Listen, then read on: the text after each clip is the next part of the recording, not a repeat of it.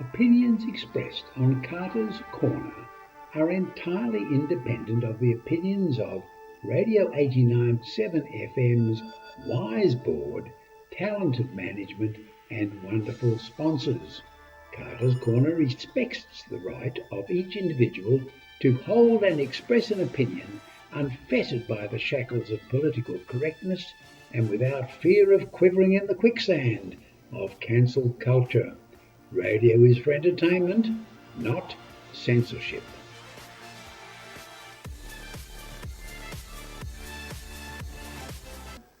No, about to start. Just waiting.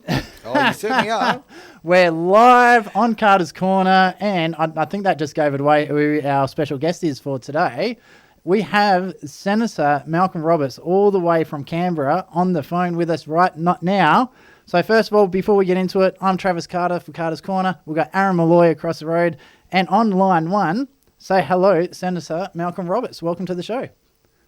Thank you very much, Travis. Lovely to be here. Oh, it's fantastic having you on the show. We've been trying so hard for a long time to get what I like to say a real politician, a politician from the federal government onto the show. So thank you for answering our call for assistance and coming onto the show. Oh, you're very welcome. Thank you for the invitation, mate. No, not a problem at all. So during the week, I'm not sure if many people are aware of this. One of the things we like to do on the show is we love to get people who don't normally have a chance to get onto the radio waves to have a talk about what's going on. So we love to give them a chance. Now, you've been in the upper house for the federal government, because you are a senator, trying to get a bill through called the anti-bail-in bill. Can you tell me about it? Sure. It's in response to the Emergency Powers Recovery Bill or Emergency Powers Bill of 2018 that the government and Labor combined to push through with only 7 senators in the chamber. Wow. Excuse me. And what that did was it gave APRA, the Australian Prudential Regulatory Authority, which oversees the banks, the power to do a bail-in. I'll tell you what that is in a minute. So a bail-out is where a bank gets into trouble and the government takes taxpayer money and gives it to the bank to get them out of trouble. Doesn't matter if the bank's got into trouble of its own greed, its stupidity, its recklessness. The government takes taxpayer money and gives it to the bank, and that's a bail-out. Yep. Now, the IMF and the G20 said that they don't like that anymore. They've done it many times, but they don't like it anymore. It's not fair to taxpayers. So what they want is a bail-in. Now, a bail-in is where a bank gets into trouble financially, and it takes money from its depositors. So anybody who has a deposit with the bank, it takes that money and it converts it into shares. So because the bank is in trouble, the shares are basically worthless, just pieces of paper. But they've taken your money and they can get out of financial trouble. Now, what you then have... Sorry? Yeah, I'm just not quickly jumping in here because you can't see Aaron's face at the moment. He's not aware about what's going on at the moment, and he is looking absolutely disgusted. So I cannot believe. It should be. Look. I know that the government is, pretty well used to legalising theft, but are you kidding me? You are allowing the banks to just reach into your account and just destroy your life. Absolutely disgusting. It is pure and simple theft, nothing else. Now, the other thing... And it's common around the world. Cyprus has already done it. The Greeks have done it. New Zealand's just regulated it recently. I think Britain has it. I don't know, but many other countries around the world do, in fact, do this. It's almost like the banking sector... It's almost like the banking sector seems to donate to politicians. How interesting. Well, I wonder. That's a very, very good question. And I think it's pretty commonly known that the major banks donate to both the tired old parties, Labor, Liberal, and what happens with the bail-in. So you as a depositor, you've got a worthless piece of paper. You've got two choices: either sell the worthless piece of paper and get nothing, or hang on a few years, maybe 5 years, until it all turns around and you can sell the bank shares then for money. But you haven't got that money right now. So if you just cashed in, if you're a retired person, cashed in your super or part of your super, and you've got that in the bank, tough. You've lost it. You've got nothing to live on. If you're a farmer who's gone 10 years in a drought and bad seasons and suddenly got a bumper crop, you've got $1 million and you've just put it in the bank, tough luck. If you're a pensioner, if you're a worker, if you've got any money in the bank, you lose it. If you're a small business It affects check and savings account. If you're a small business, you can't pay your staff. That's it, gone overnight. And cash flow is king, let's face it, we're on a small business level. So having that taken from your account, yeah, exactly that. You can't feed your family and you can't pay your workers. Absolutely disgraceful. Exactly. Now, another thing I want to quickly bring up out this, one of the things you said there was 7 senators who passed this. Now, how many senators in the federal government is there all up? 76. So you need a quorum of more than that. Yeah, so how did this pass when that's not even like regular, like that's 10% of the sitting senators? I think it was because it was sushi afternoon there in the lunchroom, so they were busy elsewhere. Unbelievable. That blows me away. Like the government is there supposed to regulate this and make sure that our politicians are doing the right thing. Where's the anti-corruption watchdog on this? How did they even allow this to get through with such a low number of senators? Well, the reality is that there are many things that a senator has to do. Meetings with constituents, meeting with lobbyists, researching bills, writing speeches, engaging with his own staff or her own staff, discussions on bills with other parties. And so the day is really full. And sometimes we start at 9:30 and we finish at 9:50 in the evening. Sometimes we start at, say, 8 o'clock, and the Senate doesn't start until midday, but it finishes at 7:20. So the hours aren't short. So there's no. So it's not as though people are just sitting down idly, not going to the Senate. So what happens is, if the quorum is not there, I think the quorum's a quarter, then someone has to draw it to the attention of the president or whoever's presiding in the chair at the time, and then they call for a quorum, and people rush down, and away it goes again. Yep. But if no one calls that lack of a quorum, then it just continues. And so... and let's be honest, they're absolutely aware that the numbers aren't there. Nobody in their mind can go, oh, hang on, that the 7 people is enough. Nobody can be that thick, quite frankly. That is just disgraceful. To me, that's just abuse of the process. I do have a quick question as well on that one. Is there any... if I could just answer Aaron, go. though. Yeah. What happens, Travis and Aaron, is that the reality is that there are 36 Liberal National Party senators and 29, I think, Labor Party.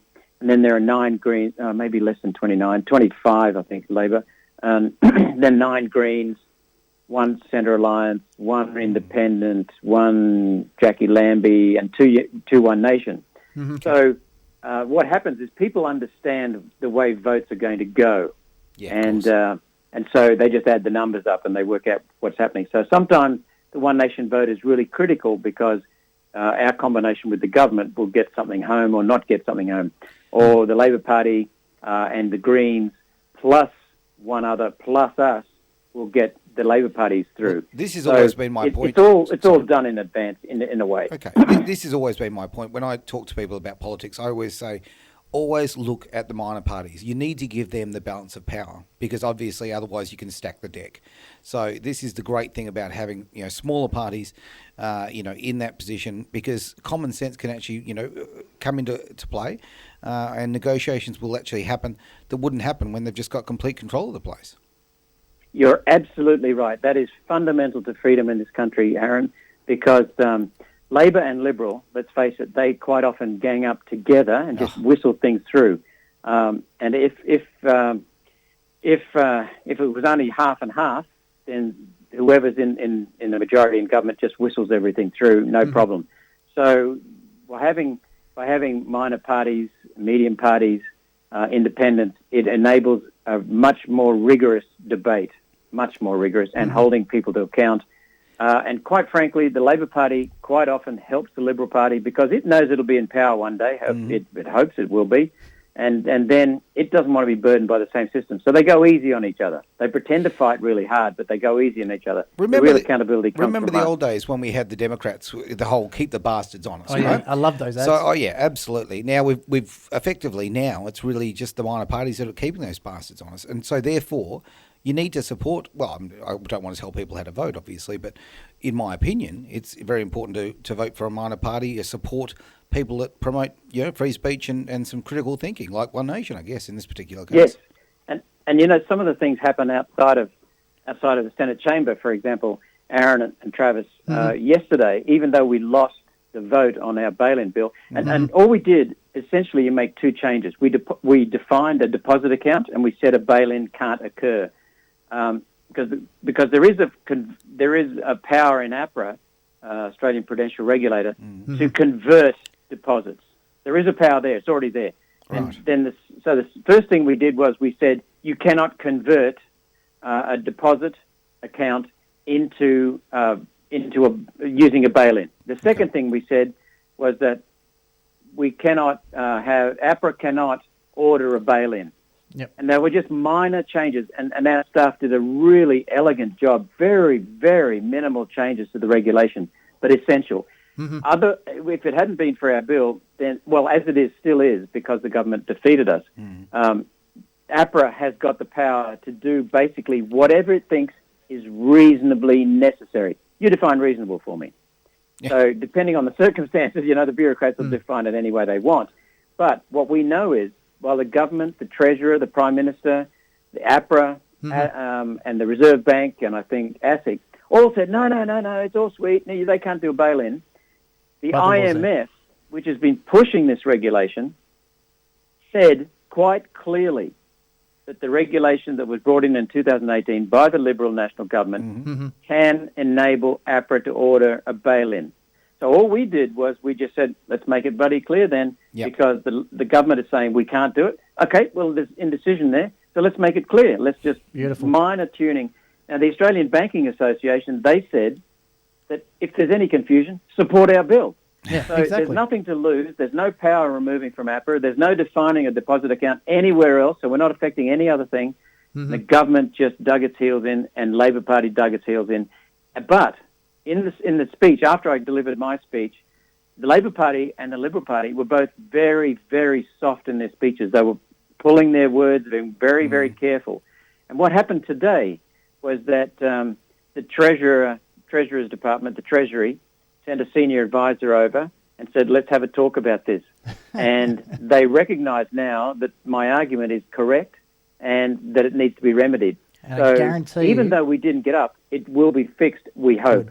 And I guarantee you this won't make it to the media. So we have had a couple of questions come through. So for the listeners out there, we do have a text line. So if you do want to ask Malcolm a question, 0418 897 897. And for all our listeners over east, you can listen live at 897fm.com.au. One of the questions, or it's more of a statement, has come through, on the text line. There's no regulatory, hang on, where is it? There is no bail-in laws for cryptocurrencies, gold or silver. So that's very, very true. There is no current bail-in laws for cryptocurrency on that. Now, are you aware, Malcolm, of any laws or plans to add these sort of bail-in laws and onto cryptocurrency such as Bitcoin, Ethereum, I think that's the Russian one, and also onto things like gold and silver? No, I'm not. However, that leads into the second topic that one of my staff sent you, Travis, and that is the cash ban bill. Oh, yes, the I'm cash ban really bill looking for that. Was introduced by the Liberal Party into the lower house. And the Labor Party, first of all, when we heard about that, one of our staff monitors legislation coming in. He's very, very effective on finance and banking. Well, I'll cut you off there for a moment, Malcolm. So we do have to go to a quick sponsored message. So what I'd love to cover the cash ban once we come back from the message. I absolutely want to talk about this, for sure. Are you happy to stick around for a little bit longer with us? Yeah, I'm happy. I'm enjoying it. That's good. Fantastic. Great to hear. So what we're going to do is go to a quick message, and then we're going to have a song, and we'll be right back after that. You're listening to Travis Carter on Carter's Corner with Senator Malcolm Roberts and Aaron Malloy. All right, we're back on Carter's Corner. The boss is shaking his head, and we are back in the studio with Travis Carter, Aaron Malloy, and live from Canberra, just stepped out of chamber, we have Senator Malcolm Roberts from One Nation. So welcome back to the show, Malcolm. Before we went into a quick break then and a few messages, we started talking about the cash ban. So give us an update. What's going on with it? Okay, so when it was introduced into Parliament by the Liberal National Party, one of our advisors got hold of it first before anyone else. He then alerted the other crossbench senators, and they went, wow, they weren't aware of it. and they discussed it, and immediately they recognised how bad this was. Mm-hmm. And then our advisor and I reached out to the Labor Party, Stephen Jones, the shadow finance minister, and we went over to his office and had a lovely chat. And regardless of that chat, Labor abandoned its core and voted with the Liberal Party to push it through the lower house. So the cash ban bill is essentially, it bans the use of cash, that's notes, for transactions more than $10,000. And some people might say, well, $10,000, that's pretty high. But once it's in, it's easy to amend it down to $2,000 or $1,000. That's right. And the other thing is there are many negatives to that because it also had provisions in it to get rid of Bitcoin and cryptocurrency. And the other thing is, of course, in rural areas, sometimes a farmer or someone in a rural town where there's no ATM, might say to a friend, hey, when you're coming back from Perth, can you bring this for me, please? And that person buys it with a credit card. And then when they get back to the farm, they just hand over the cash. Right. Okay. So cash is really important for farmers. It's really important for many, many people. What the government did, it said that we need to get rid of cash because we want to eliminate the black market. The reality is that the numbers just don't stack up. There are so many opportunities and such a huge amount of opportunity in dollar terms for the government to crack down on cash and black market, but it doesn't do it. As far as I'm concerned, the real black market. Yeah, go on. The real black market is beyond the government's control because it's in the form of criminals and so on. And all the criminals would do with a cash ban would be buy houses and sell houses at a cheaper rate or a more expensive rate, and that's how they would launder money and transfer the funds around. So with the cash ban, what it does is it forces you to put your money in the bank. Of course it does. Now do you see what happens when they bring in a bail-in? Yeah, So absolutely. Everyone's money is in the bank. Look, to me, this is and just they can trade it. This is George Orwell at work, as far as I'm concerned. I think that we're going through a stage in this country where freedom of speech is basically disappearing. We're getting facial recognition everywhere we go. We're being completely monitored. It was supposed to be fiction, and it's just becoming the new norm. It's unbelievable. So just to jump in here as well, we have had a message come through on the text line, so 0418 897 897 from Neil B. The bill was pushed through the Senate on Valentine's Day 2 years ago. The government changed the order of business when only 7 or 8 senators were in the chamber, not a quorum. So that came from Neil Bill on the text line. So it was Valentine's Day they actually pushed this through. So that's just going back to the cash in. That was in 2018. That Correct. was to do with the bail-in provision, not the cash ban. Yeah, so the cash ban went through the lower house, and then there was so much flack from within the Liberal Party and within the Labor Party that Liberal and Labor both got very nervous. So rather than bring it into the Senate, they consigned it to a committee from the Senate. Now, the Senate committee went through the bill and actually recommended it be passed, even though the feedback in the report on the bill was not positive. They still concluded that it needed to be passed. So, but it's been sitting on the Senate order of business, Senate notice paper, for months now because they're not going to bring it in because there has been so much opposition, particularly in Victoria within the Liberal Party, that the government is very worried and Labor is very worried that their members will cross the floor and vote with the crossbench.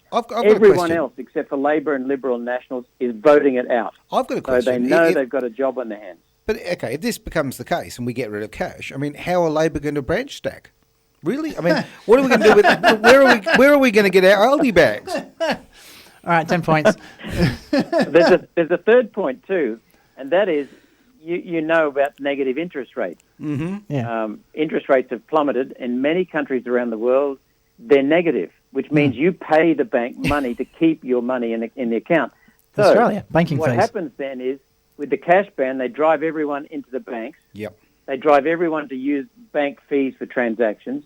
They drive everyone into paying money to keep the money, your money in the bank. And so negative interest rates, cash ban, and bail-in become the perfect trio, the trifecta, for controlling people. Oh, definitely. And putting the pressure back on people. Now, there's actually some things that everyday citizens can actually do to fight back on this one. I've just had a message come through from my producer. He has actually gone through and made a Senate, a Senate submission in regards to the risk and dangers of, first of all, the cash ban and how everything that can happen with it. So it looks like you got a bit of a fan in the studio here, Malcolm. So yeah, the producer Dwayne is right on to it.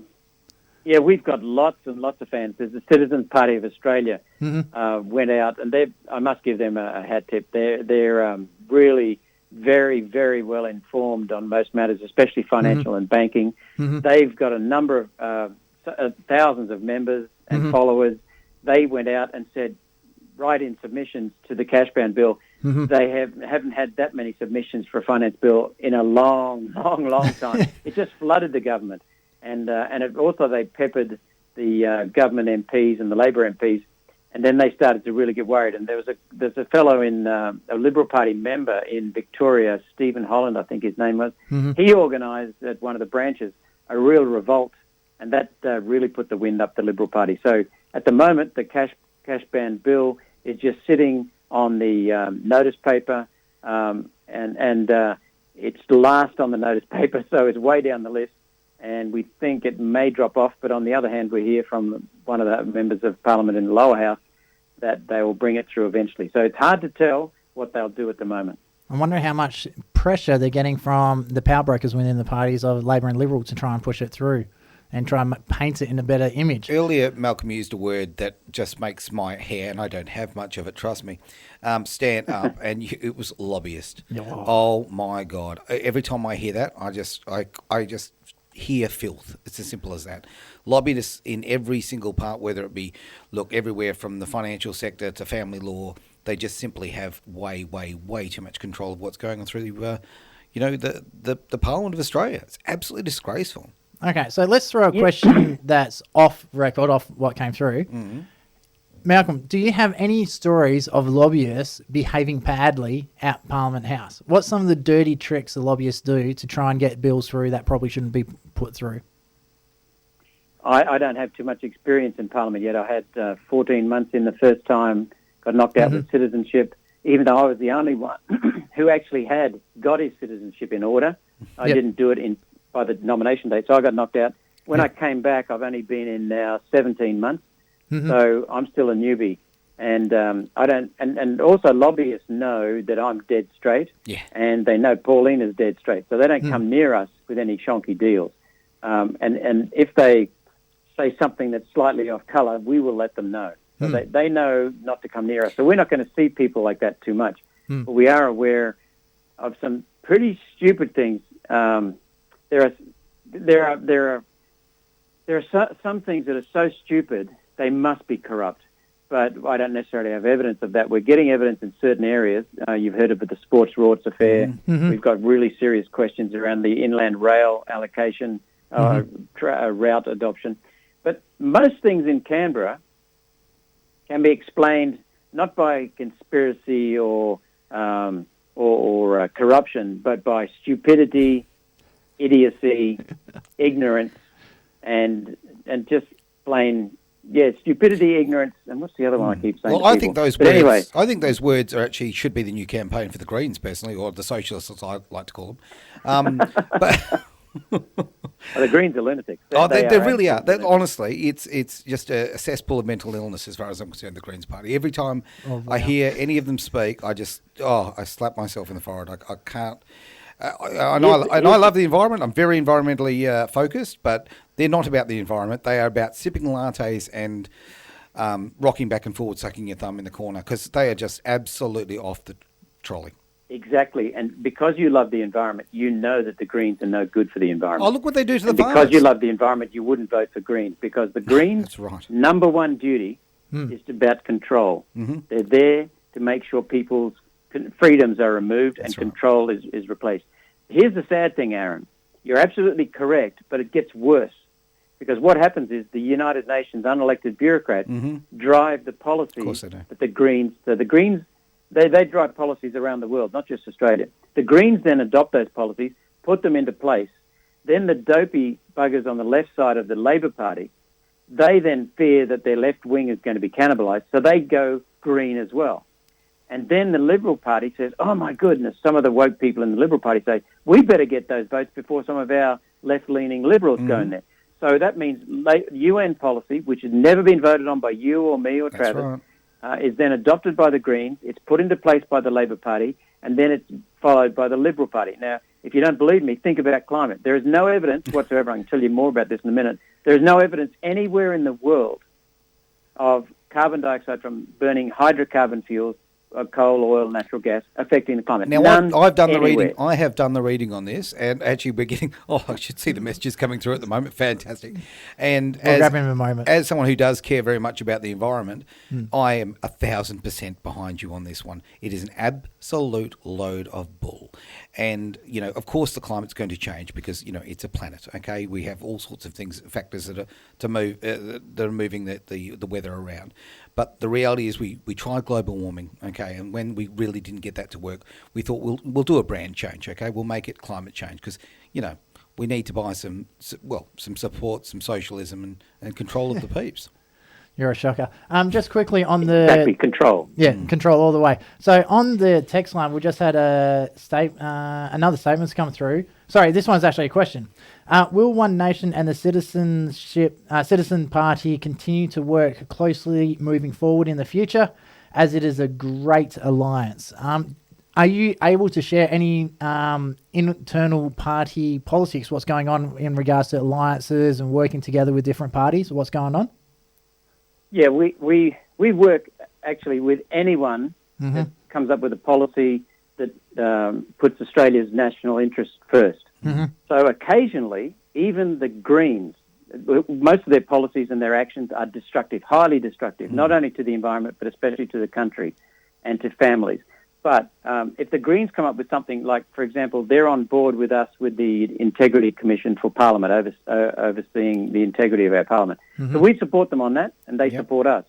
But we will work with any party. We actively work with the government, of course, because and it doesn't matter who the government is, Labor or Liberal, but at the moment it's the Liberal Nationals. And the government, people don't understand this, but the government, of course, introduces most of the bills. It's governing. So we have to work with them. And that means even the Labor Party, the majority of the time, vote with the government. And the Labor Party, sadly, votes more than 50% of the time with the dopey Greens, the destructive Greens. I call them the most destructive force in Australian politics. The Labor Party do not represent who they were designed to. No. They do not represent the common, your mums and dads, the families of Australia in any way, shape or form anymore.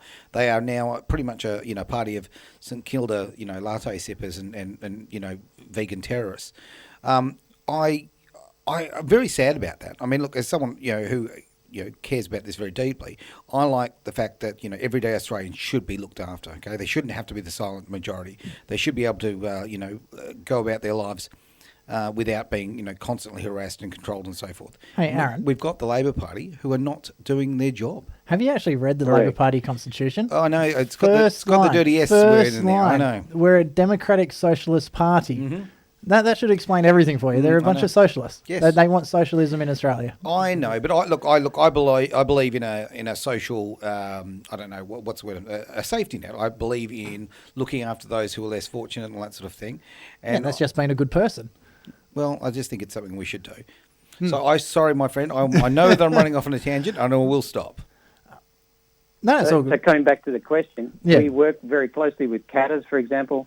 And we work very, very closely with the Citizens Party of Australia, Citizens Electoral Council, sometimes called. We find that Robbie Barwick and Wilson Tsai are fabulous. They know their stuff. Their staff get on very well with my staff and with Pauline's staff. And so we understand each other. We don't adopt everything they say because we can't.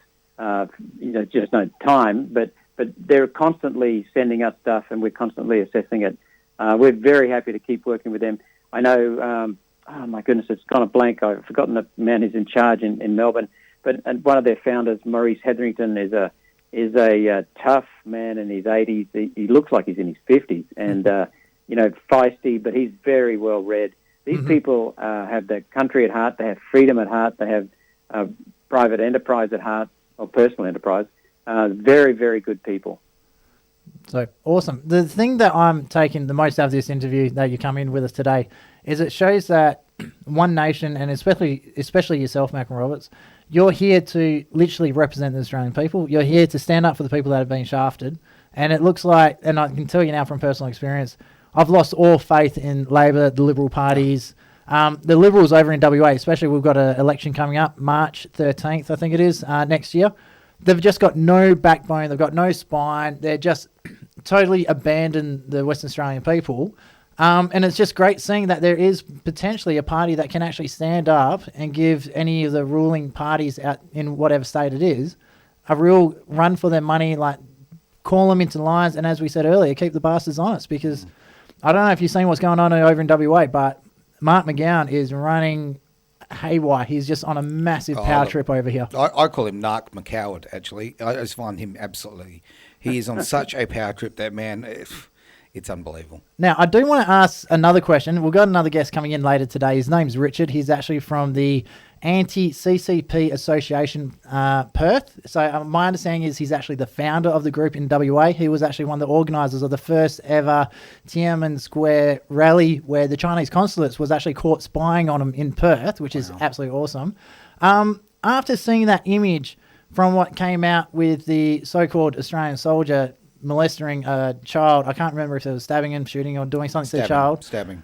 How come Labor, I have not seen anything from anyone in any Labor Party calling on China to retract it, apologise, or whatnot? It's always coming from the federal Liberal government. There's just absolutely nothing. Like, why isn't Labor doing anything to call this out? Well, it's not just Labor, it's also the Liberal Party until very recently. And the Liberal Party is split on this issue. There are many woke Liberals, and there are some solid Liberals. Craig Kelly, Jared Rennick in the Senate, Craig Kelly in the lower house, George Christensen to some extent, Lou O'Brien in the Nationals. These are solid, very solid people. Erica Betts from Tasmania in the Liberal Party. But so many of the Liberals are woke. Now, Rex Patrick introduced into the Senate 5 times, a call for an inquiry into the Australia-China relationship. Not into China, not into specific things they're doing, but the relationship, because it's so very important, strategically, militarily, security-wise, espionage, commercially. We've got so many eggs in the China basket. And we spoke very strongly in favour of that inquiry. All 5 times, the Liberal Party and the Labor Party voted en masse. Not one crossed the floor against having an inquiry into the relationship. Now, I can't speak for the national government, okay, from that point of view, and the parliament there. But in Western Australia, if you have a look through the donor lists every time the elections come through, it becomes very clear why that sort of thing takes place. Even with the law stopping it. So it is absolutely blatant that we have politicians in Western Australia here are completely owned by the Chinese, and that I make that statement, and I'll be tarnished as being racist. There's no racist bone in my body, because clearly Chinese people is they're just members of our society. It's the Chinese Communist government I have an issue with, because they shouldn't be having control of.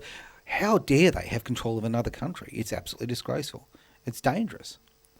Well, they own so much of our water rights, water allocations. They own so much of our real estate, they own so much of our industries, and then they're not the real culprits, Travis and Aaron, because the real culprits are the people who make these stupid decisions in this country. For example, I'll just confirm what I said a little while ago. The CSI, that there's no evidence anywhere in the world for this climate change rubbish. It's a con to get control, exactly as Aaron said.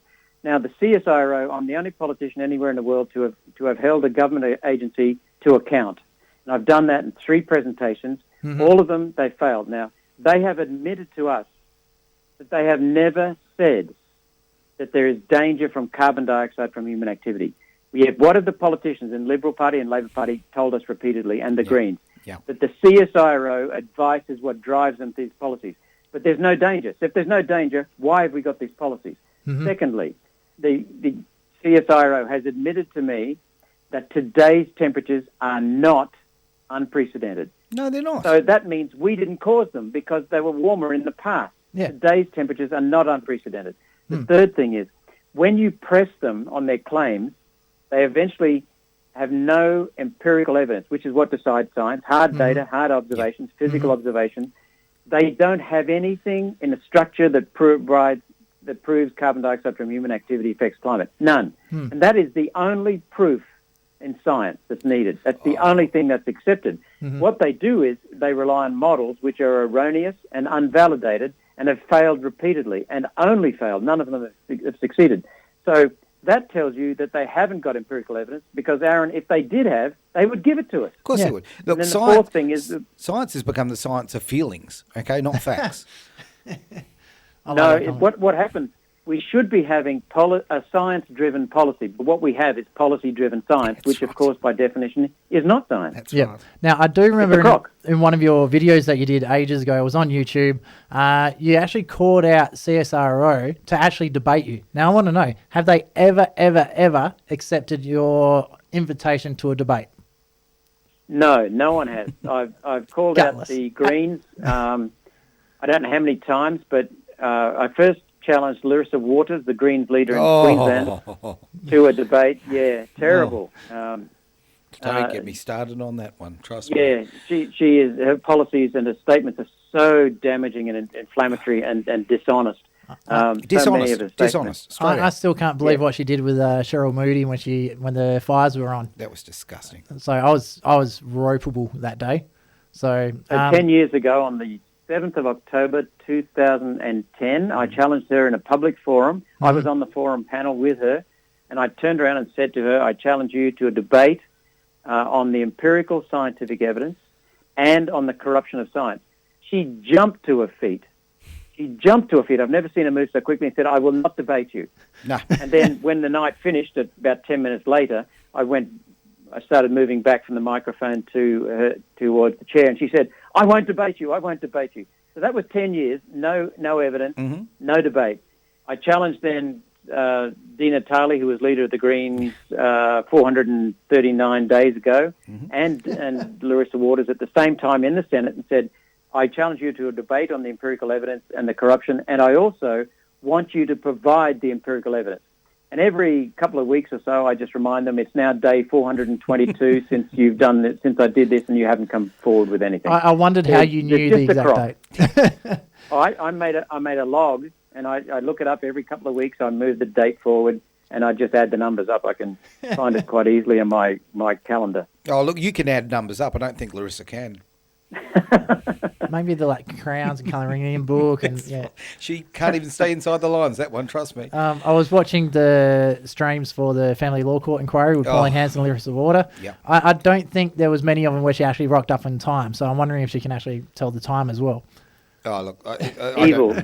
She is an evil woman. Actually, genuinely an evil woman. She has gone after Pauline relentlessly in public and in the Senate because Larissa Waters only ever says that domestic violence, comes from men on women. Yep. She repeatedly raises it. It is a lie. It is a gross distortion. We know that domestic violence is perpetrated by both males and females. Yep. We know that men are being murdered and women are being murdered, sadly. We know that children are being murdered by both males and females. Yep. And so what on that front, very worried about is that Pauline's family law inquiry will unearth the reality, and that's what it's doing, and they're terrified of that. Well, we know that actually women murdering children is actually, I believe it's 72% higher rate than with men. Yep. Also, they don't call it murder, they call it filicide. I know. So that's different sentencing. No, that's why I use the word murder, because I hate the word filicide, I just find it repulsive. But I sit here as a male victim of domestic violence. It's as simple as that. And, I find it absolutely soul destroying that, and I deal with a lot of people who are in that position, men and women, I might add. And currently we've got over 40% of the people who are suffering from domestic violence are male. So 40% of the population there, of people that genuinely need help, are being completely tossed aside because, quite frankly, there's no money in it, right? No money in it. There's money in... For White Ribbon there is. No, there's money in a false narrative. That's what there's money in. Yep. So, Aaron, it's even worse, again, because males have... When it comes to taking out, what do they call those? Violence restraining DVOs, Yep. those kinds of things. If quite often, we have many instances of this. Women rock up and just make a statement. Mm-hmm. The male has an order slapped on him Yep. straight away. No evidence is needed. I'm writing a Then- book actually called 17 Words based on that exact principle. 17 words. A friend of mine's just been slapped with a VRO. He doesn't even know the woman. Yeah. Yeah, so... And then what happens is quite often they're slapped with that DVO or whatever it's called, AVO. They're slapped with that just before it goes into court. What a surprise. The divorce proceedings go into court. And then, of course, the male rocks up in court with a violence order against him, and that doesn't go well, so he doesn't get custody of the kids. That's right. Next thing, he's starting to become very, very depressed. He's got a charge around him for violence, being violent. There's often some lies told. The man is then ashamed in public. He's afraid to go out. He holds up in a house. He then drops out of work, and then it's a downward spiral. Next thing, he takes his own life. Current statistics. That's really sad. The current numbers, are 41 men per week killing themselves because of parental alienation. It's up from just before COVID, it was 28. Mm-hmm. COVID is being used as an excuse to keep fathers away from their children as well, and it's bumped the number from 28. So from 4 a day, which was absolutely disgusting, to 41 a week now. It's just, this is... Are you able to get me those figures? Oh, yeah, absolutely. Easily. Yep, no problem. Easily. If you can send them to Travis, and Travis, you can send them to our office, please. I've got your media person's contact details, so I'll definitely get it all through for you. Now, one thing I do want to ask, because we do need to wrap up in a moment. I don't want to. I tell you right now, can you come back every week? As far as I'm concerned, you're very welcome here. And I hate to say, Aaron's the boss, so you've got the tick of approval here. So I do want to get one last bit of a curly question in here. There's one person within One Nation who's probably even more famous than yourself that I would absolutely love to get on the show. Oh. She's the flaming redhead, Miss Senator Pauline Hanson. What's the chances of getting you to wing it that Pauline can join you on the show? I'll tell you a couple of things.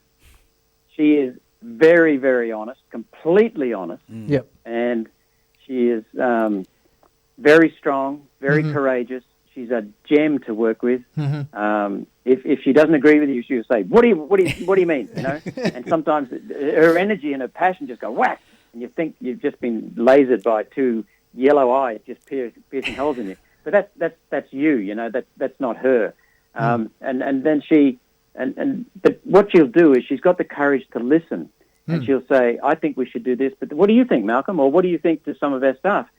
And if they come up with an argument, or I come up with an argument, she changes on the spot, straight away, no compunction. Now, that's interesting, and Malcolm. She's not afraid to say, I got it wrong, seen her and do that. and that's better. Now, what I was just Now, having gonna said say, that, she's also very, very independent, but she's also extremely dedicated and loyal to this country, and she would be the hardest working member of Parliament there is. So I will encourage her to do it, but, mate, she has so many media appearances, she has so many parliamentary engagements, the government contact her for her advice on how to get things through. They sometimes ask us, how should we do this? And she and I will give them advice.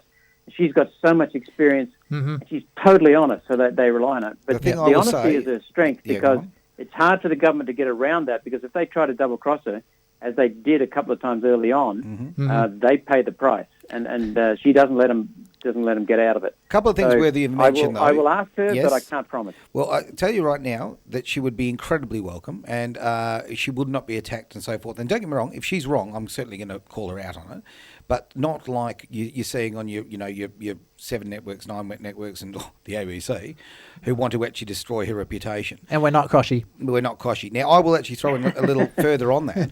About 2 years ago, I was very anti-Pauline Hanson, okay? Very anti, okay? Because I believed the narrative. I believed the media of what I'd actually heard. And then somebody actually challenged me, said, you know what? Go and listen to her speeches from start to finish and then come back to me.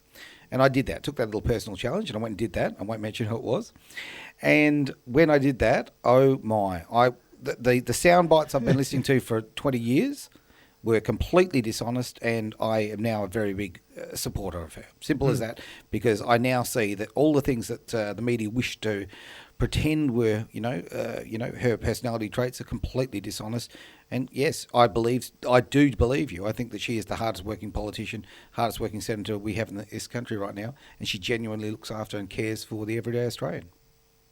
when we got into the Senate in May, June, July of 2016, I went to our little head office in Albion in Brisbane, and we were met by 3 Aboriginals from the Northern Territory. Yeah. And they were there because they wanted to meet Pauline and ask her to help them with their problems. And what you'll find is, when we came down to Canberra, there's a wonderful Vietnamese restaurant, very high value food. They've got a couple of gimmicks that I can tell you about later. But genuine people, all Asian. The restaurant is full of Asian people. Mm-hmm. She couldn't get out of the place because they all wanted selfies with her, because they know that they came here because they want a fair go. That's right. And they also know that because they've got the work ethic, they will get ahead. And they want her to protect the values of this country. And that's why Asians love Pauline. That's why the Aboriginals love Pauline, because she calls a spade a spade. That's and right. they're being done over by their own people sometimes in the Aboriginal industry. And she comes in and cleans it out. Yeah, could not agree more. Yep. I would look. Absolutely welcome to have Pauline in the show, and I will shut my mouth. And yes, we really do need to wrap it up, unfortunately. So, on behalf of the station, myself, Aaron Malloy in the studio here, my directors give me big thumbs up, and some of our other guests, I think they thoroughly enjoyed the time that you've been on the radio. So, again, thank you very much for coming on. We'd love to have you back, so I'll liaise with your staff about getting you back on. Final comments before you head off. You got like a minute to go, Malcolm. Well, the number one problem we have in this country is Federal Parliament House, not as the building, but as the people it contains. Mm-hmm. Every major problem in this country emanates from Parliament House in Canberra, and every major problem is underpinned by a lack of data and a lack of facts. Policies in this country are driven by vested interests and by ignorance and by contradiction of the data. This country is being done over. It's being screwed by gutless, ignorant, stupid politicians who don't have the balls to actually stand up and tell the truth. And it's more fear and ignorance that's the damage, but that's a human frailty. And what ends up happening is that we're, at the moment now in Canberra, more and more people are controlling people, and Australians are losing that freedom that is necessary for creativity. Our basic services, water, energy, property rights have been destroyed. We're being over-regulated. We're being shut down by political correctness. This country is in a mess. And I always start my speeches with the words, as a servant to the people of Queensland and Australia. Yep. Because my job is to represent the people who elected me. Not those who voted for me, but the people of Queensland who elected me, and to represent Australians in the Federal Parliament House. My job is to serve, not to control. Absolutely. And that's the basic thing that Pauline and I are trying to do. And we're trying to get a change in Federal Parliament to get our politicians back to serving people. And thank you very much, Aaron. Thank you, Travis. Hey, not a problem at all. So that was Malcolm Roberts all the way from Canberra. You're with Travis Carter, Aaron Malloy on Carter's Corner on 89.7 FM. Again, listen live at 897fm.com.au, or you can get text messages in if you want to ask questions on 0418 897 897. We're going to go to a quick message and then we'll song, and then we'll be right back after these breaks. Thank you so much. Thank you very much, Malcolm. Talk soon. You're welcome, fellas. I'll get to Pauline. All right, Carter's Corner is back. Travis Carter here. We've got Aaron Malloy, and all the way from the city of Wanneroo, we've got, is it Councillor Paul Miles. So, welcome to the show. Thank you, Trent, and thank you. It is Travis. That's a travesty, Paul. Oh, I've got you in my thing as Trent. Look, I try and forget his name every single day, but you've done it in seconds. I love your work. I think what we'll do is just call him Carter. Okay, Carter. Well, it is Carter's Corner. Mr. Carter. Yeah, that's what I was thinking. Done, we'll go with that. Yes. That's off my drive show that I used to do. Yes. No, so Paul is, wow, my levels are huge. Paul is a councillor for the City of Wanneroo. Yes. He's graciously accepted my invitation onto the show. I can't remember. Did I reach out to you? Did you reach out to me? No, you reached out to me. I think I stalked you on the good old Facebook. You did. So what I'll do to get your popularity up a little bit, I'm more than happy to put a link to your Facebook account there if people want to follow Paul and what he's doing in the local council.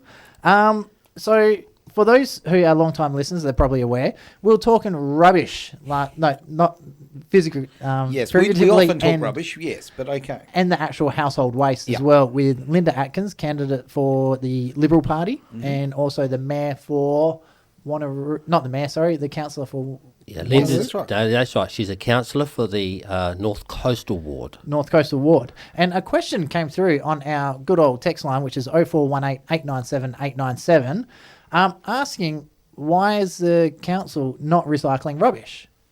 And she didn't really have an answer. And so Paul's come here, and we were talking off air, and he's full bottle. So hopefully well. he can give us a bit more clarity. From memory, I think the messenger was young Vicky. That's right. So, Paul, take it away. Okay, so Let's look, talk the rubbish. City of Wanneroo has a very good recycling program. Mm-hmm. In fact, we're going to transition to a third bin, but before we do the third bin, Mm-hmm. we've just rolled out the 360 litre yellow bin, the yellow top bin. Right. Hang on. So we've got a green bin. So in Yellow. Wanneroo, we only have a green bin and a Yeah. yellow top bin. Yep. Okay, because I live like near Armidale. Yes.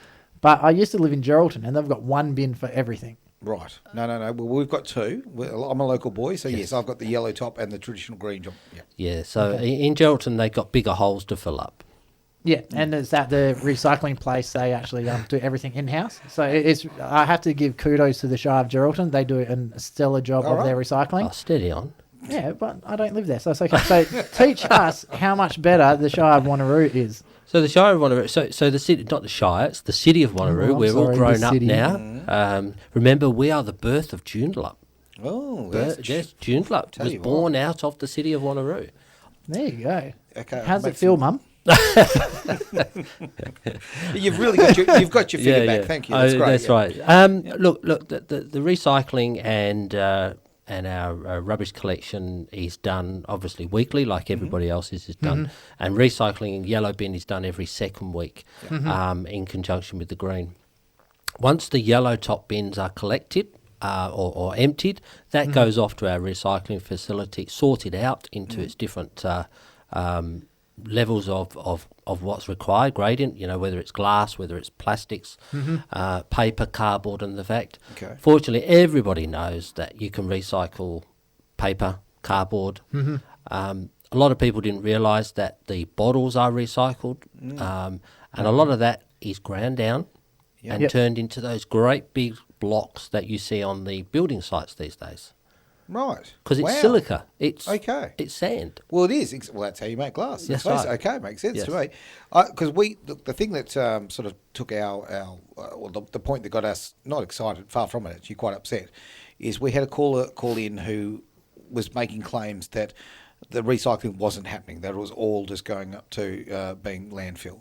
You can categorically say that's not the case? Yeah, that is not the case. I mean, there's still going to be rubbish within the recycling that has to go to landfill at the moment until we get some other method of disposal, and whether that becomes a waste to energy plant or whether we're going to do some other method of recycling.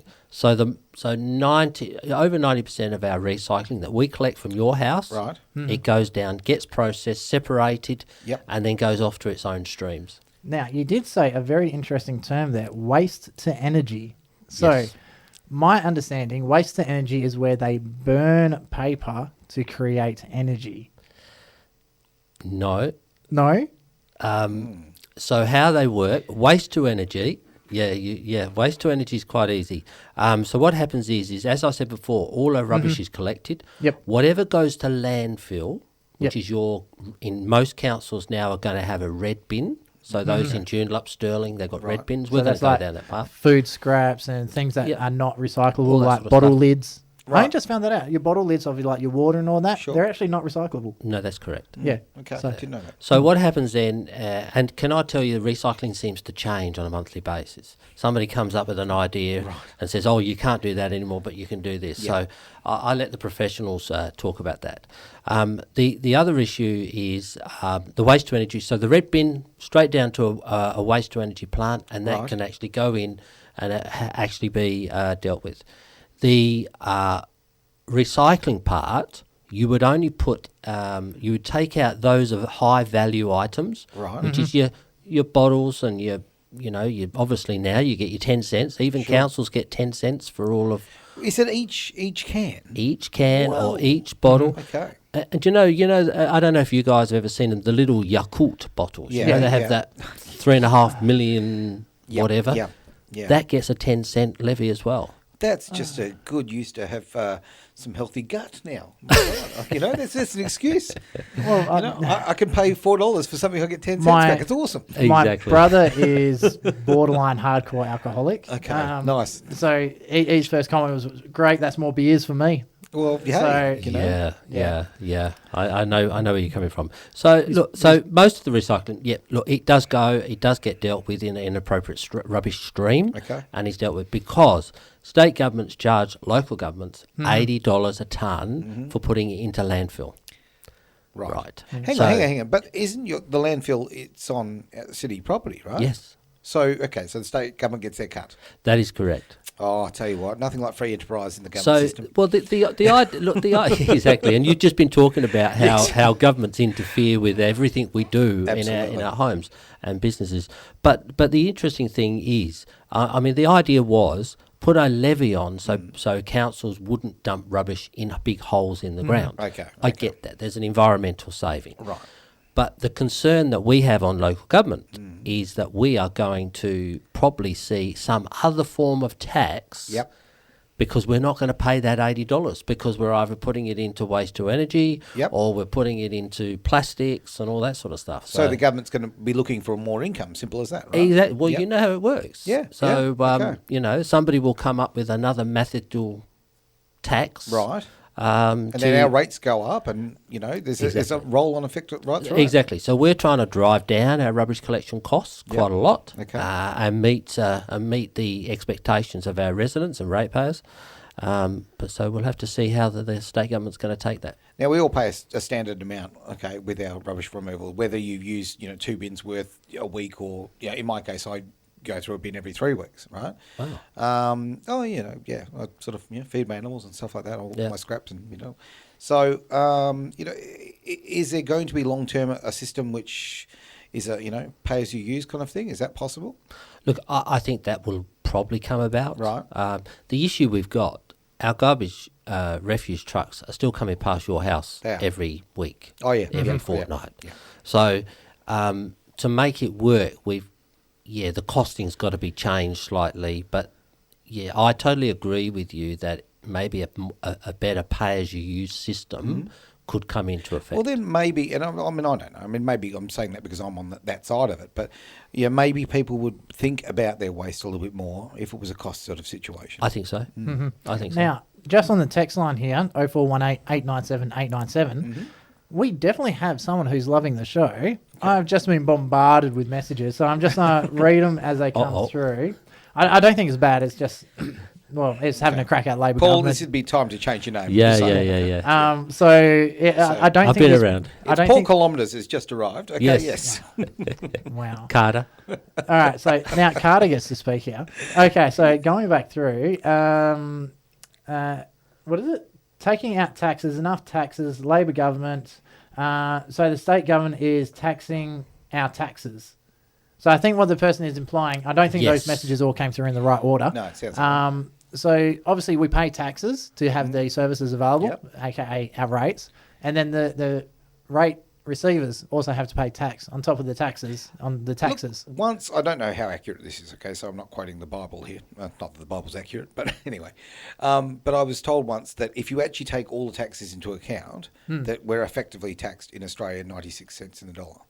By the time all the compounding look, dollars and I've so heard all sorts of figures Yeah. on that, and you need an accountant Oh, or some and a good one. financial wizard Yes, to you come in certainly would. and speak to it. But what your caller your text is saying is spot on. So if we're going to levy you, we'll just argument say $1,000 Yep. for your rates. Within that, we have to pay for all the street lighting. So when the state government this year said, we're going to freeze all of your electricity and that for your homes, Yep. they didn't do that for local government. Oh, that's So therefore, we have to pass that on. Right. That is a cost. well. I'm glad you brought that But up because I want to ask. Didn't they a say question the on that. rates were going to get frozen as well? Well, we did. Yeah, absolutely. So, yeah. That's So whatever you paid Carter last year, you paid the same this year. Good thing is I don't own a house, so Okay. the wife has to suffer with that one. Well, I want to ask this then. Okay, I mean, I know that they're obviously a big initial cost, but if we're costing it out that way, why aren't we changing over to LED street lighting? Why are we? Well, why aren't we at a greater rate? Okay, I know it happens a little bit, but it's very much a token gesture, it seems to me anyway. So all new street lights that Yep. go in are now automatically LED. Sure. That is a decision of Western Power. Okay. So Western Power actually maintains all of the City of Wanneroo Right. street lighting. That's a contract we have with them. Sure. So the Alright. contract is when they get blown or Yep. knocked over by cars, LED lights go in. And you'll see more and more of those pop up. It's just really a budgetary Sure, okay. way of doing it. Yep. Over the course of about 10 years, they'll all get changed. Well, it's a system we use in our house, isn't it? Yeah. Let's face it. When one pops, we Yeah. put a fresh one in. Yep. So we update Now, the tech. Yeah. I'm sorry if I've seemed a little bit quiet. I'm trying to keep up with these messages coming through. I can see it. So- It's going, So please well- keep them coming in because some of these questions are actually really, really good. So there's one saying here, if the rubbish goes to a user pay system, will our rates go down? Well, that would be the only way that we would probably accept it as councillors. Obviously, our administration would actually have to make the business case and how it would function. That's the more to the point. If you've still got trucks driving past houses and that truck service costs you anything up to $20 million a year to run, how do you get that saving to be able to pass it on to the user pay system? Yep. Okay. So we have to develop a system that'll allow that to work. Okay. All right. The other question that's coming through, I think it was in regards to like the taxes on the taxes and all that sort of stuff. So someone has turned around and said, funny, as we are being charged illegally for rates. So what I think they're implying is that because the local council isn't actually mentioned in the Constitution of 1901, Yep. but there's certain ways that they have listed it. So it gives state government the authority to appoint people. Yes. And so I think they've done it around that bit. Okay. So, look, there is a view that local government, and the word government is really what the issue is here, Yep. is not in any of the constitutions. No. However, in WA, local governments are an act of parliament. Right. It's got its own act, all the way down to how elections are done, all the way through the whole thing. So the local council, whether it be a shire, whatever, Sure. is actually deemed by an act of WA Parliament. Okay. Which is the Local Government Act. Yes. Right. Yep. I want to step back a little bit on something you said before. We've got so many businesses, particularly, I'm in the Wanneroo area. I spent a lot of time there. I see a lot of businesses disappearing, especially the mums and dads shops, okay, the small Yes. stuff. And it's very sad, obviously, to see it. But those retail establishments that don't exist anymore, there's all these empty leases. Will the local government can it incentivise in any way filling those properties by reducing costs for, startup businesses or anything like that? So this particular year, we actually set up through our economic team that work heavily with small businesses that are registered within our postcodes. Okay. To help them through any of the challenges they've had this year. So Sure. that in the first instance, that's there. So anybody that you know or anybody that calls up that's registered within the City of Wanneroo as an ABN or whatever, they can be talking to our economic team to help them out. Okay. And it could be getting some advice, financial or whatever, Sure. and we will make that happen. Coming back to the more broader question is how do we get more people to be able to take up, I guess, some of the retail shops that are empty. That is harder for us to do because if we're going to get involved in that space, we're then crossing over into the commercial area, which you don't want local governments to be in. No, what I was considering is, with ongoings and so forth, could the local government get involved in the ongoings to lower those costs to make that more viable for business? Yeah, so the last 3 years we've done that. Okay. So the City of Wanneroo over the last 3 budgets Yep. has consistently achieved below CPI, Okay. and this year was 0 for obvious reasons. So the year before was 1.5%, the year before that was 1.8, well below CPI. So we've been driving down our costs and saying to our CEO all the time, we need to better this for that reason. Sure. Sometimes a business area in any council is always the juicy area of your rate base. But the City of Wanneroo doesn't have a large commercial or business rate base. Sure. A lot of home businesses, Yep. but Yep. usually that's just your normal rates anyway. That's just your residential rates. So, there's different things there.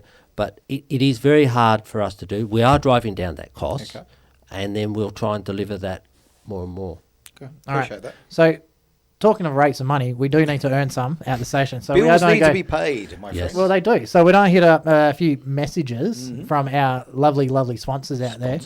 I love sponsors. They're awesome. So just talking again, so any businesses out there that are listening, if they'd like to get a bit of a plug on the radio, stuff like that, definitely call in because we can put them through to our sponsor group and they can organise to get them actually on the radio as a paid sponsor. Now, which Paul, is awesome. just so you know, he's pulling the mickey out of me every time he says that because, Why? yes. Are you the sponsor group? No. I'm the There's- operations manager and therefore yes. There's certain words we're not allowed to say, and I keep accidentally saying them, so Yeah, it's so my they're fault. sponsors. So, anyway, so we're going to go to a quick message from our sponsors, and then we'll have a song, and then we'll be right back. One thing I do want to talk about is farmers. So we'll be right back after this. All right, Carter's Corner, Travis Carter, Aaron Malloy, Paul Miles. Thank Yeah. you, Travis. I'm going to call you Travis now. I won't call you Carter. No, I don't anymore. mind. Either's fun. Yeah. As long as just don't put Coach in front of Carter. Great movie. Really, you are a strange and sad man, but never mind. It's Right. a great movie. So, Coach Carter, if you're looking for something to watch, I wasn't make sure you thinking watch of it. that. It was, was it Welcome Back Cotter? Yeah, Mr. Carter.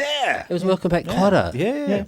We're showing our age, really, we are. But okay. Because- and this is a political program, not a movie Oh, review. true, But okay, true. it's okay. Well, a bit of Okay. diversity, diversity for diversity's Okay, sake. sir, move us on. Yes, Right, come on. Fine. So, we have had a few inquiries come through, mainly Inquiries. about what's happening in the city of Wanneroo. So, I said city that Yep, time. that is right. And about what's happening within the city and especially in relations to farmers. So, for those who, unfortunately, like myself, don't live in the area, I'm very, very have no idea what's going on. I've just been asked to ask you about the farming side of things. What's going on and how's it affecting the people of Wanneroo? So it's quite a major issue going on. So our farming community mostly resides these days in the suburbs of Carabooda, Neerabup and Narragapp. Neerabup still has industrial, but there's still farms out there. So the big issue is the state government last year announced that they were going to take 10% of their water licenses off them because the CSIRO said there's a lack of water. And Hang I on, know so- earlier today you heard something about CSIRO. Yes. Yeah, well, they'll basically come up with whatever their lobbyists say. That'll be. It's effectively a lot of these studies. Really, they seem to find the results for the people who paid for them. It seems to be a pattern there. As a lawyer always told me, follow the money. Yeah, spot on. Yes, and a lawyer would always know where the money is. Trust me. I wonder if this is similar to, because for long-time listeners, they'll notice that we've had a gentleman by the name of Topher Field on the show quite a few times. Very active in the Murray-Darling Basin Authority and their failures, especially with David Littleproud from the Yes. Nationals. Yes. Is this similar to what's going on with the waters trading over there? Not in the trading, because we don't really trade water, and so what happens is most farmers, especially out in Carabooda and Narragapp areas, they've got their water license for so many litres of water, and 30, 40 years ago they were actually told, what are you growing? I'm going to do tomatoes, cabbage, lettuce, and then they were said, okay, you need this amount of water, Right. and that's what their licence was. So Okay. it was a bit of a guess. Where's this water coming from? I think It's the groundwater, so it comes from the Leaderville Aquifer, which is the one at the top. Okay, and So the it's water not for the that. Nangara one. So the water for the aquifer is actually from the rain. That is correct. Okay. The reason I ask that is I've actually read the 1901 Constitution, and there's a line in there that actually states that anything that is God given is free for use. Yeah. Well, we live in the real world, Travis. But okay. Well, the no, 1901 Constitution is the I rule know. book for Australia. It is. So, And sadly, we don't follow it. But yeah, well, the no, High I'm not- Court decision about Clive Palmer is a proof of that. Well, it's absolutely, yeah. So, all right, let's go back to the City of Water. Wanneroo. Go back to our farmers. Back to water and the farmers. So, what's happening? Has there been a change in allocations, or what's going on? How's the farmers being Well, screwed this is over what this they're going time? to do. So basically, the farmers have been told, as of 2024, Yep. which is after the next state election, not this one, but the next one, they're going to lose 10% of their water. Right. They're just going to, it's going to be arbitrarily taken off them. Now, with the cost of farming what it is, farmers don't waste water No. anymore. They don't just turn a pump on and start sprinkling and splashing water around anymore. Those days went when the price of energy went up to the prices that we have today. So when they lose 10% of their water, Yep. that means they're going to probably lose 30% of their income. That means They're- mum and dads, Yeah. we talked about that earlier, mum and dad businesses closing. That's right. What happens when we lose our farms? Well, we're reliant on food from other nations. I still find it amazing that we ship in like apples from China and Oh, other it's just countries. crazy. and, Absolutely ridiculous. Topher was saying that we've got some of the greatest growing conditions. Our soil, yes, we're a very arid country, but we've actually got pretty good soil considering, especially in the Murray-Darling Basin. We've got a lot of water there, but what Right. happens is because they tried to modify it, which they shouldn't have, it's caused massive droughts and really, really bad things and salt and all sorts of other problems. Why? It just... It's like this. I was in the supermarket not long ago, and I saw that the strawberries were not local, right? Okay. Now, I pass on my way home, strawberry farm, strawberry Exactly. farm, strawberry farm, strawberry. Yes. But, you know, like literally, and I'm not even joking, 100 metres away from the nearest strawberry farm, they're I wouldn't say imported. They weren't local. I think they were eastern states. Possibly. Yeah. Now, I've got nothing against the eastern states. No. But, like, honestly, right, if we want a fresh quality product and to support our local communities and our families, then we should be sourcing from locals. My question is, how'd they get Exactly. into the state in the first place? Border lockdowns. Not if you're a truck driver No. with food. Yeah, But yeah. the 14 days in a hotel, mate. They're fine. but that part of it aside, I don't understand how the big stores can ship over 40, 50 tonnes of lettuce, cabbage, whatever, from Victoria, New South Wales, South Australia, across a border, 3-day drive, probably 4 at the most, and put it on a shelf cheaper than what we can grow it here. Yeah. And the farmers are getting the same price at the gate as farmers on the East Coast. That- So where's See, the where's the methodology there? Where does, whenever I go to the supermarket, I make sure that I try and buy the local milk, right? Yep. Whenever possible, right? Simple as that. The local product as much as you can. But I'll tell you right now, it's not easy, rather, because No. it's always I won't use the brand names, but the particular brands from the eastern states Yes. who are there prominent in the front. We've lost that. Remember the birthmark? We used to have that on everything. Yes. And it was that quick WA thing. made Yeah, and all now you've got to pick it up and read the back of it. And I'm getting old. I can't read anymore. I need the glasses. So And I've seen your phone, how big you have your font on that. It's- Well, it's true. yeah, but it goes a little bit further, and one of the issues that some of our growers have had during the last year, which has been a challenge for lots of people, Oh, absolutely. is restaurants have been closed, taverns have been closed. Yep. So the produce they were providing for their Yep. restaurants and that hasn't been going. So they've caught it just as much as anybody else, as far as from a business point of view. Of course I have, yeah. But if you're buying these meals to better your life, where Yep. it comes in a box. Yep. 9 times out of 10, those boxes are coming out of Queensland Right. with Queensland vegetables Yep. and products. So they're not. Oh, but they're fresh not is coming- best. Oh, no, fresh is best. I mean, come on. Well, that's what they say on the box, but it is fresh when it's Yeah. put in the box out of Queensland. Then it's air freighted. Yeah, I was across. fresh 40 years ago, mate. Come on. I'm going to throw something out there. So I grew up in Geraldton, and I don't know if you guys have ever driven through Geraldton. And I try not Yeah, to. I always go brown. I'm only Yeah. kidding. I'm yeah, just so kidding. Yes. on the Brand Highway and the Great Eastern Highway, Carnarvon, mate. you see all these little boxes with like a bag of tomatoes for $1. Yep. Yes. And it was done on an honour system. You go grab a couple of bags of tomatoes, a couple of rock melons, watermelon, and chuck a few coins in, a couple of notes, and you keep on driving. Would the City of Wanneroo allow roadside produce to be sold again? They do. Well, it is. It is allowed. It's allowed? Yeah. A farmer is allowed to sell his produce at the end of his driveway. Yeah. This is how I get my cherry tomatoes, my friend, out there on Pinjar Road. So I'm going to throw it out there to all the listeners. Let's. Why don't we make it a conscious effort to start supporting our local farmers? And when I say local farmers, I mean the guy down the road. Yep. Let's start buying from these guys first, and whatever you can't get sourced locally, let's start. Then we go to the supermarket. And the product's better. It's cheaper. It's better. It's You know, fresh. it's fresh. Like, you can't argue that. And I know this, is not a great, factor for a lot of people, but it's served with a smile. You're there, and people are friendly to you, and it's a nice experience. Yeah. Right. Yeah, look, and I think that went with the strawberries. The strawberry growers were hit majorly this year because they could not get pickers. They couldn't get pickers. Normally they would get guys that had already done the mango picking up there in Darwin, and then they would automatically then come down because of the way the season was to be able to start working on the strawberry farms. They couldn't get them because for obvious reasons. Yes. And, we're not going to bag anybody for that, but the workers couldn't come. Yep. So therefore, Facebook, all the farmers were doing their best to say, like you say, come in, pick your own strawberries. Yep. Yeah, I saw that. Straight off the farm. I live south of the river, so up as you go up Mexican, the hills, I need a passport to get across. No, Kalamunda, I think it's called. There's a whole heap of persimmon farms and all that sort of stuff. And yeah, you're exactly right. They were saying grab as many as you want. Just come in. It's just going to fall on the ground. Yeah, it is. Can I throw this out then? Okay, what do we do? Okay, in Kalamunda, you've got, is it Kalamunda? Yeah, there's the farmers markets and all that sort of thing, right?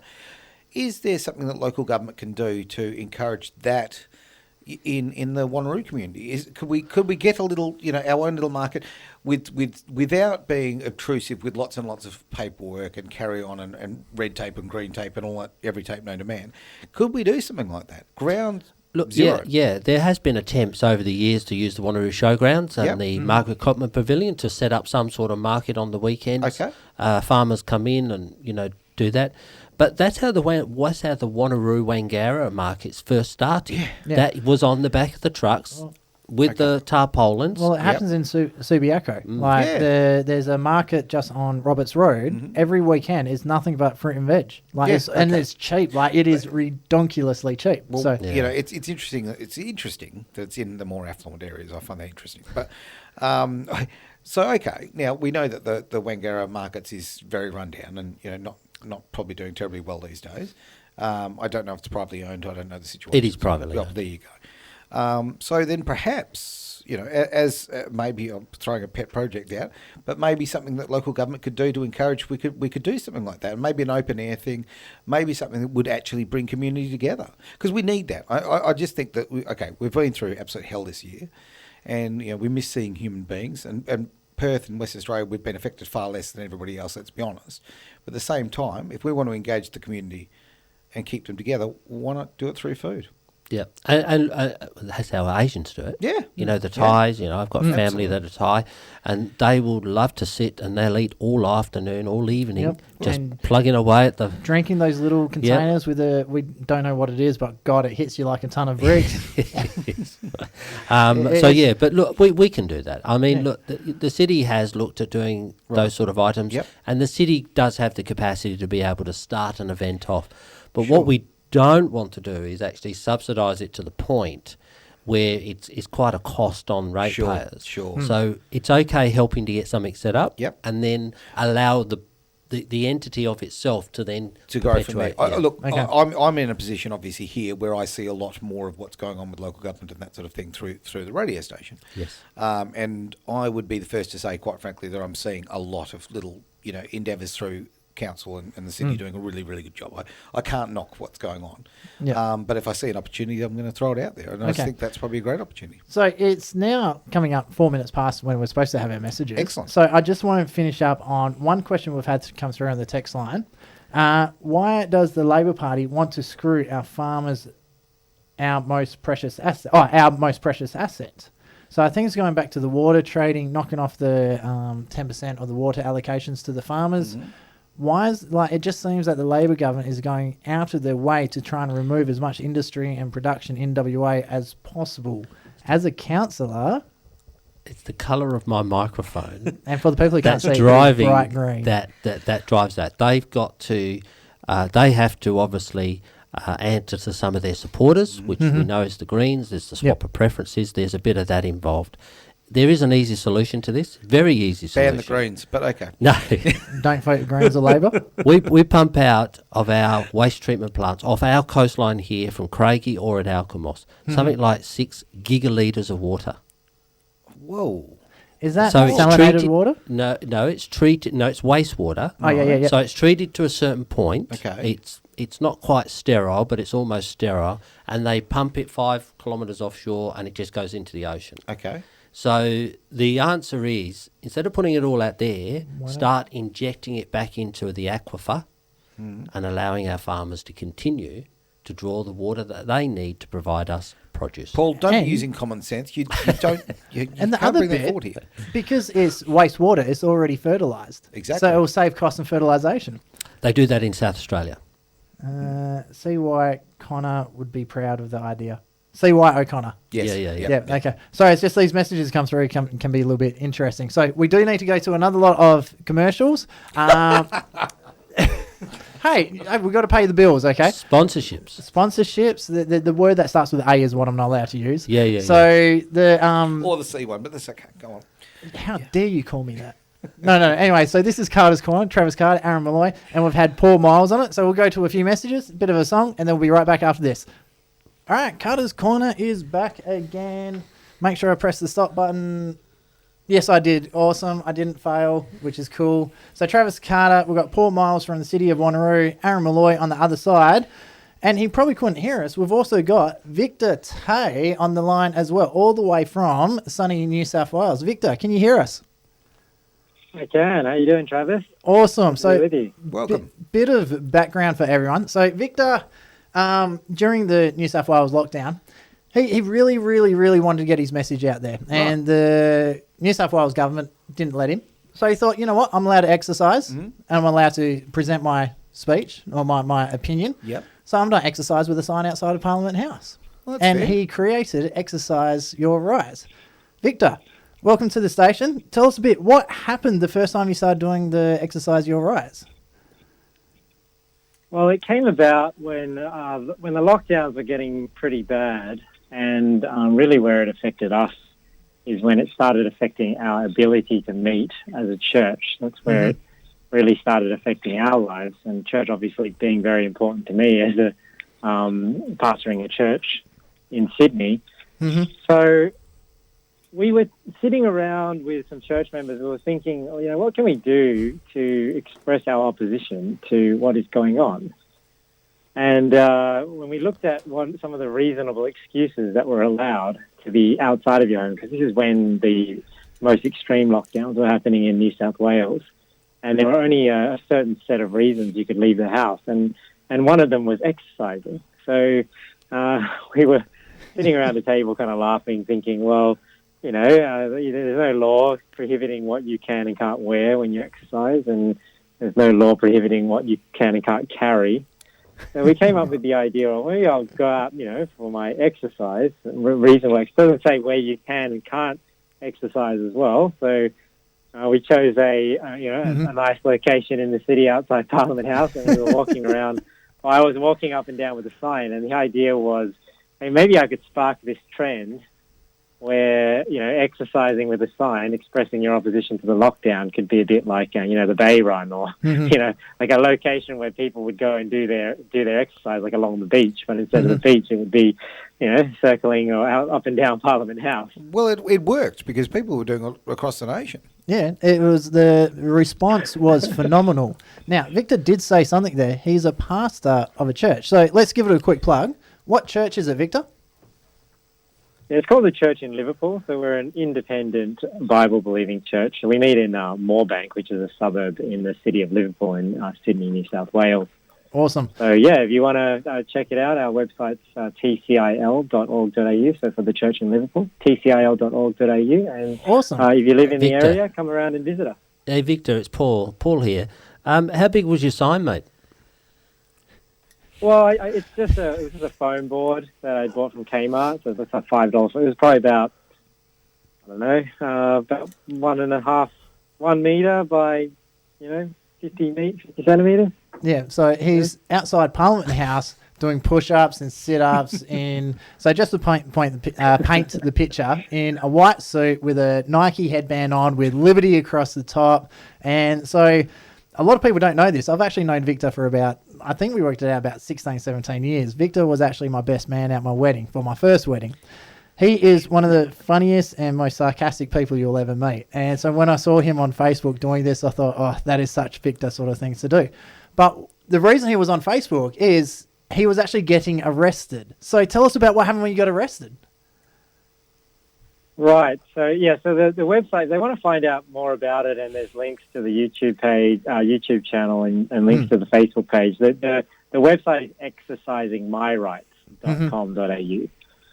So most of the activity's on the Facebook page, but it's kind of died down now because it's been a while now. But when I first started going, we went to the city. So I was with a mate because you could exercise with one other person. Mm-hmm. So it was us two, and we kind of made a few funny videos, kind of get the word out and try and get a trend starting. But it wasn't until week 4. Oh, I'm just trying to remember now. Like week 4. Some police approached some others that were exercising in the area. So that's where we first got notice of the police. I think I made a video from week 4. I think it was and Constable Carruthers. That's the video, Constable Carr and Senior Constable Barnsley. Yeah. And that video was what got shared a lot, and I think that's what helped get the word out. So then the week after, we went to the city, doing the same thing, walking up and down. There was more people exercising in the area now. And this time police tried to put a stop to it. But you can go to the YouTube channel or the Facebook page. You can watch the old videos where there's a bit of back and forth where the police are trying to tell me that I can't do what I'm doing, and yet we have a reasonable excuse to exercise. That's right. Of course you do. So hilarious videos. Highly recommend you go watch them. They are absolutely awesome. Okay, and I'm going to pull the line here a little bit and be a bit serious about it. Okay, now I know it's funny. Okay, and I know it's great to look at these videos, but you've got a very good point. Okay, you should have freedom of speech, freedom of movement. I understand there's a pandemic, all that kind of carry on, but it depends who you talk to on that one. But anyway. The point being is that you, as an Australian citizen, you should still maintain your rights. Yeah. And we don't live in a police state. So I found it, being arrested completely over the top and heavy-handed. Now, it wasn't just once. No, How many times have you been arrested now, Victor? Well, twice now. So the idea was, I agree with, is it Paul that's on the other line? Yeah, Paul, yes. Yeah, he's a local. We're all agreeing with you, Victor. I still don't understand how they can charge you and cart you off in handcuffs for just being on your own with a white suit or whatever you were wearing and the billboard. Yeah. Apart from crimes against fashion, but apart from that, yes. Well, I think the problem might have been because the trend was starting to catch on, so more people exercising in the area. But they don't stop people going down to the beach and exercising. So when it's at Parliament House, I guess they have a problem. But that was the whole point. The whole point. I agree with Paul. We have rights in Australia. This whole pandemic or no, we have the right to freedom of movement, freedom of assembly, freedom of religion, freedom of speech in this country. I just tried to do it in a way where I thought, hey, towing the line enough so they couldn't stop me. But, they still tried. They still tried. So now it's up to a judge to decide. You haven't been to court yet. No. So my first arrest that happened in May, I believe it was. That court hearing is on the 23rd of December. And what actually happened was Avi Yemeni is a reporter for Rebel News. Seen him. And they started a campaign called Fight the Fines. So that started in Canada, and then they through Avi in Australia, they started in Australia too. So luckily for me, they took on my court case, and they're providing lawyers and things like that. Which is absolutely awesome. But they've got some cases that have already been dismissed in Victoria, and they also have a Supreme Court challenge going on in Victoria. I think the outcome's going to happen early this month. Well, let's remember. And that's going to, even though that's happening in Victoria, that's going to affect national precedent. So if that is successful, that's obviously going to cover my case as well. Well, people often say we don't have a constitutional right, strictly speaking. It's not written in there saying we have free speech, right? but it has been upheld in the High Court, right? Which in the highest court of the land, it's been said that we have freedom of speech, but yet continually, daily in this country, magistrates, judges completely disregard that and step over that.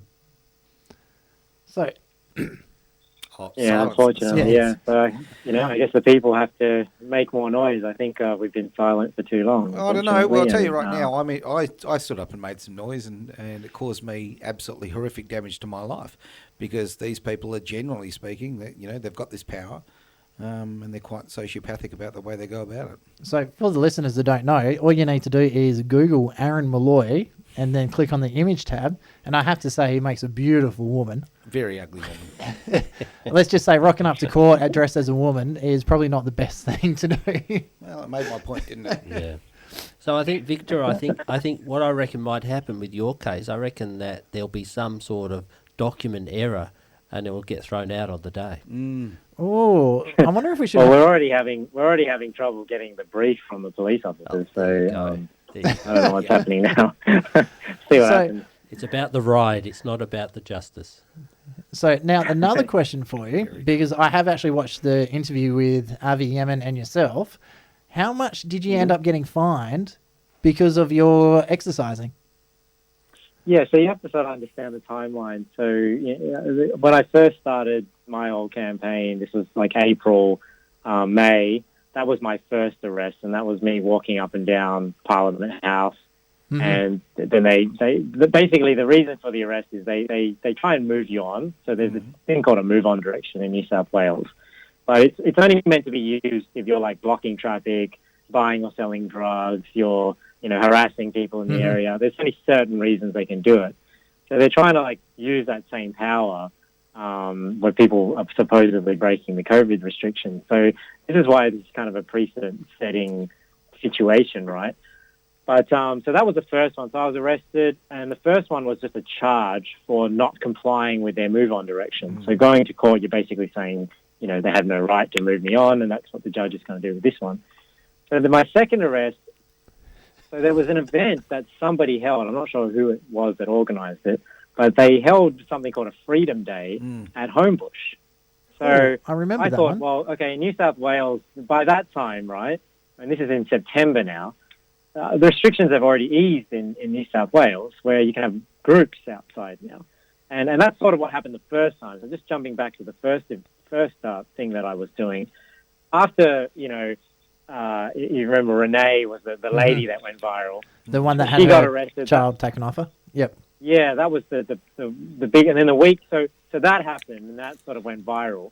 And then the week after, that was like the biggest, a lot of people in Parliament House, walking up and down, right? But because after she got arrested in New South Wales, the laws changed from you needed a reasonable excuse to leave your home to groups of 10 are allowed outside.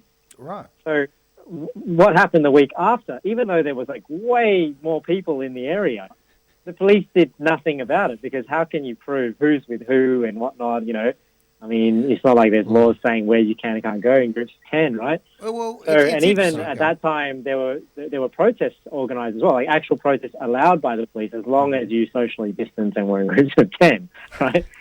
So when this Freedom Day event went on, I thought, okay, well, I'm going to go there to exercise. I'm going to go this time with a group, because you can have a group of 10. But then when we went to the park, and then there were people giving speeches and all whatnot, I was maybe there for 5 minutes, and then police are already trying to move me on, and then you can see the back and forth in the second time I was arrested. So it's interesting though, as far as protesting goes, right? Okay, you can glue your hands to the middle of the street, right, because you want to save animals and be a vegan terrorist. That's totally cool, and you won't get a fine. But if you exercise your right to free speech, you get a fine. Isn't that interesting? There was vegans raiding farms and stealing cows and cattle and all that sort of stuff. Totally and I think one of them got a $10 fine. Yeah. And it was means tested, because Yes.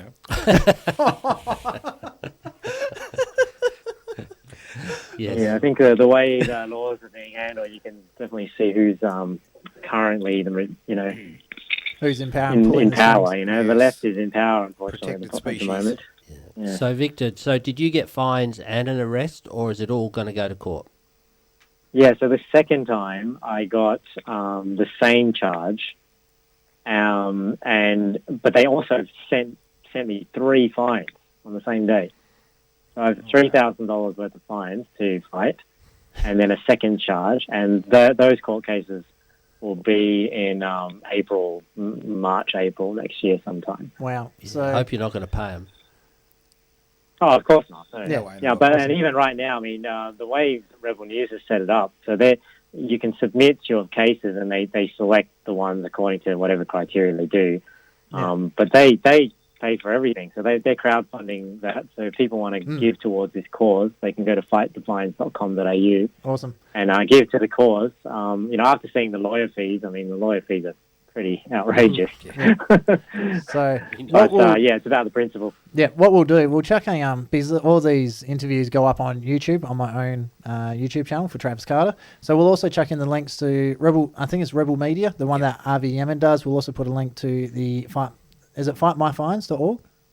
Oh, I'll get the exact... Rebel News. Yeah, Rebel News. And it's fightthefines.com. Fight the Fines. And we'll make sure that there's links there on it as well. So if you guys are as disgusted as I am about this stuff, make sure you jump on board, check a bit of a donation through, help them out. Yeah. Because a lot of people have been fined by this. Like, it's just insane how much of abuse of power this has been. And the one thing I really, really, really want to see, will there be any criminal liabilities in the fallout of this for Dan Andrews, Mark McGowan over here? Well, hang on. Dan Andrews has changed the laws. Now, of abuse course... of power. Well, no, we're even not even looking at that. The industrial relations rules and the manslaughter rules, right? Yep. Basically, his decisions have led to people's deaths. Quite frankly, by the law he made himself not that long ago and put through Parliament, he is actually liable for prison. Yeah, so I'd love to see criminal charges pressed against Dan Andrews and some of the other premiers. Absolutely. So we have gone, I've been terrible for my time management on this one. We've gone over again. So, Vix, before we wrap up on this one, is there anything else you want to bring up before we head off? No, I think the one thing people should be concerned about is what is going to happen next. So I think coming out of this, I mean, there's a lot of talk now about mandatory vaccinations and you need to vaccinate to travel and vaccinate to have your job. So I think for your listeners, if they haven't woken up already and they haven't gotten angry enough to get involved and make a difference, I think. It's now or never. I'm starting to think that people won't wake up until they've got barcodes on their wrists. Yep. Yeah. So we have had one quick message come through as well. So it looks like there's going to be, this is for our WA listeners, there's going to be another, I'm not sure, I think they call it Freedom Rally as well. So it's going to be the 6th out the Bell Tower in WA. Right. There's another rally. So it will be at 12 p.m. at the Bell Tower. So... On what date? On what date, mate? It's the 6th. From memory, I think that's the Sunday. So, you know what? Yes, I wonder if we should get 89.7 or Carter's Corner down there to have a chat to some of these people. I think you should go down there and just, have a few little questions. You can go down there, Carter. Yeah. We'll back you up. Yeah, okay, absolutely. No worries. Awesome. Yeah. Awesome. So it looks like I've just been dobbed in. So the person sending these details through is saying, stand up and be heard, which is absolutely perfect and absolutely correct. So and that is what is wonderful about this show, because we don't censor, we don't push. I mean, obviously we have our political and our personal views, but you have every right to have your own. And even if I don't agree, Travis doesn't agree, Paul doesn't agree, or any of us. Agreed. Exactly. You have the right to have them. You have the right to be wrong. It's okay.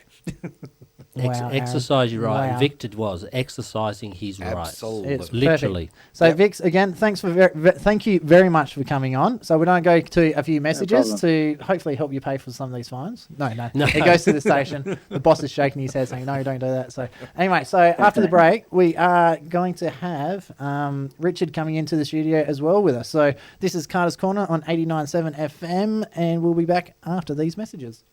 All right, Carter's Corner is still here. Yes. Apparently, I'm not allowed to say we're back again. No. So we just had Victor Tay from Exercise Your Rights, pastor as well, and generally a pretty cool guy, to be honest with you. Hilarious. So we've got Aaron Malloy on the yellow mic.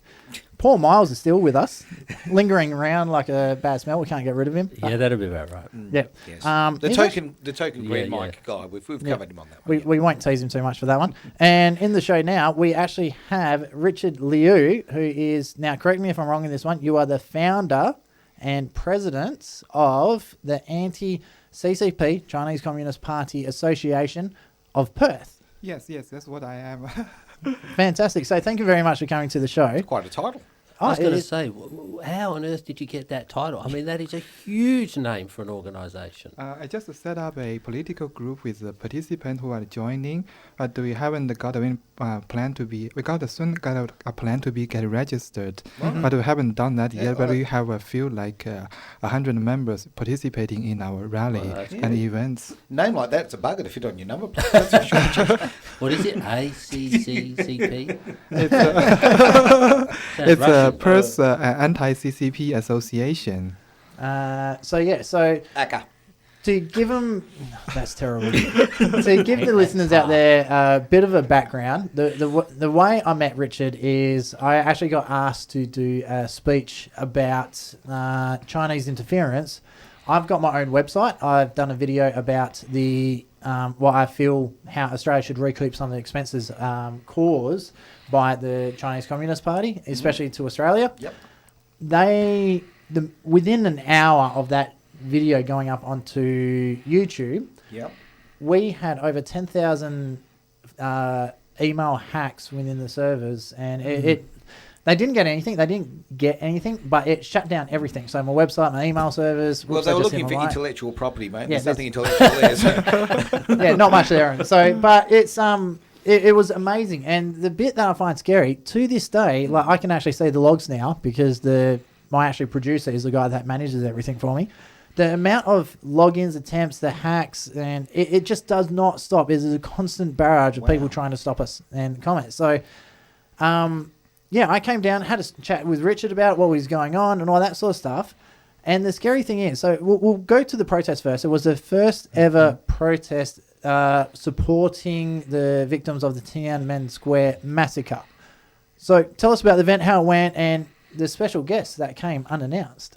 Okay, so 2 or 3 weeks before the rally, we filed a petition to the Perth police station and also the WA Parliament House in case that something unexpected happens, because we heard so many times that the anti-CCP protest was abrupted by some of the pro-CCP guys that come through to the scene. So we did some precaution works, and we did not release the formal event upon 1 week in advance to the formal activity. And we invited a number of speakers, including Sean Chan, which is the former secretary of WA for One Nation, to speak on the scene, and also invited you, Travis, to speak in the event. Oh, it was a blast. Yeah. Like, it was one of my first ever actual speaking events in front of more than 5 people. So Right. I was, yeah, it was great. It was a really, really well planned out event. It went smoothly, and there was a few very, very special guests, which I don't think they planned for us to have video cameras out there. We actually chased them down the road, me hobbling away with my walking stick. So tell us, who rocked up? Who weren't invited? So we invited every guest, but there were 2 persons who hasn't got invited, accidentally appeared on the scene with the Chinese vice consular. One of them is Bing Xu. The other one of them is with a bald head. I forgot his name. Is I think He was the actual consulate general. Consular General Mr. He. It's pronounced like hoo or something. It's like, I'm terrible. He Yifan. I remember his name. Yeah, so there was. We thought they were like just one of them, which was the lady, Bing Xu. Bing Xu. Yeah, Bing Xu. So my understanding is, and if Shung's listening, I'd love you to send a message through on 0418 897 897 to confirm that I am getting this pronunciation right. She's the Deputy Consulate General. So for the listeners who don't know, if you're considered a Consulate General, you're effectively a diplomat. And everywhere you go, you have to tell the government where you work. Right. They didn't tell the government anything. They were there and they were hiding behind a pot plant, recording. Now, the thing is, we've got some of the speakers on that event actually had family in China who they were genuinely fearful for their identities being caught out. Wow. So the moment we turned the cameras onto them, so me and Shung chased after them, and it was, I don't know if you actually saw this, we caught up to them in the car park and they were trying to leave. And so they stopped, and the video's on my YouTube again if you want to have a look. And it was like one of those Mexican standoffs. There, we had the phone, Shung's presenting, saying, these are the people, what they're doing, so we're just recording. Yep. And seriously, within about 30 seconds, we had about 6 or 7 Australian Federal Police rock up and ask us what we were doing. Wow. So both me and Shung are Australian citizens. Yep. But the Chinese Consulate General from the CCP had enough authority to demand that the AFP rock up immediately. That is amazing. Terrifying, quite frankly. Well, they would be protected under diplomatic process. Anyway. Only they must have been close by. Only if No, they're doing they their never job. told the police that they were there. So the police had no idea they were there. Right. The parliamentarian staff had no idea they were there. And Charles Smith from the WA party actually brought it up in Parliament House the following sitting week, and they just brushed it off under the carpet. Ultimately, a government of a foreign nation should not be involved in our business. It's that simple, right? You need to. We've got sovereignty, and that is a very important part of Australia. And that's something that's being forgotten. And quite frankly, not forgotten, it's for sale. It seems to be for sale with our water and our land and all that kind of thing. And the sad reality is because so many of our politicians are owned by Chinese interests. The sad reality is also that if you say that, that you become a racist because, obviously you're anti-Chinese or you're anti-this, you're anti-that. I sit here as a person of I certainly don't appear it, but the fact of the matter is I'm very much a mixed race person, right? Aren't you Indian? I'm Indian, Yeah. Like, So- not American Indian, but like the actual, Yeah, the yes, cricket yes, and yes. curries. We can see he's definitely not American Indian. That's right. Look, Yeah. I'm the kind of Indian that loves the World Cup because I'm going to win no matter what, right? It's simple as that. I love my cricket. But the sad thing is you get, as I say, the term racist comes up, right? And we're not, well, I can speak for myself here. I'm certainly not anti-Chinese in any way, shape or form. I find that, that sort of thing disgusting. The great thing about the world is, we should be different. Different is good. Otherwise life would be very dull. But we are very much against, well, I certainly am very much against Chinese government having control and having influence in our government. It is absolutely disgraceful. And this is not an isolated incident with the No, videotape. definitely not. In fact, I've actually been involved with one which shook me because it was actually nothing really terribly political. I was at an event that shouldn't have been political, and then I found someone was videotaping me, and I walked up and asked them why they were videotaping me, and then all of a sudden they couldn't speak English. But very interesting, yeah. And when I had the video, I started videoing them. Instantly, they didn't want to look at the camera anymore, and they were toddled off. When I showed that footage to somebody who does know the system, Is that the one you sent me? I believe it was. Yes, okay. I sent it to a couple of people. So, yeah, and that was not a political thing. Okay, like as far as Very political. well, no. The event wasn't political. Yeah. No, it was. Yeah. I'll call you on that one, Aaron. That was a very Well, political okay. protest. Sorry, I should clarify that. Okay, not political in as far as it's not about. It wasn't about another country. It wasn't. It was about local politics. Okay. Yeah. About things. So, sorry, I should clarify that. Yeah. What I'm just saying, it had nothing to do with Chinese business in any way, shape, or form. Yeah. So, why in the world was there? Was they there? Asian lady there? Yeah, from China, videotaping. Yep. So it was hilarious. So now, one that you did bring something up there. We need to be very, very clear on this one. The Chinese people, my ex-wife was actually Chinese. Yep. We're not labelling saying how bad the Chinese God, people no. are on this. So this is purely the Chinese Communist Party. So this group is absolutely destroying people's lives. And Mum's always taught me, and you'll notice this, I'm big on little sayings. And my grandmother and my mum always said, people in glass houses should never throw stones. If you haven't seen this, you've been living underneath a rock. It's absolutely everywhere on YouTube, Facebook, the media, on the news. There's a image came out from I think it's actually the diplomat, the big diplomat. It is.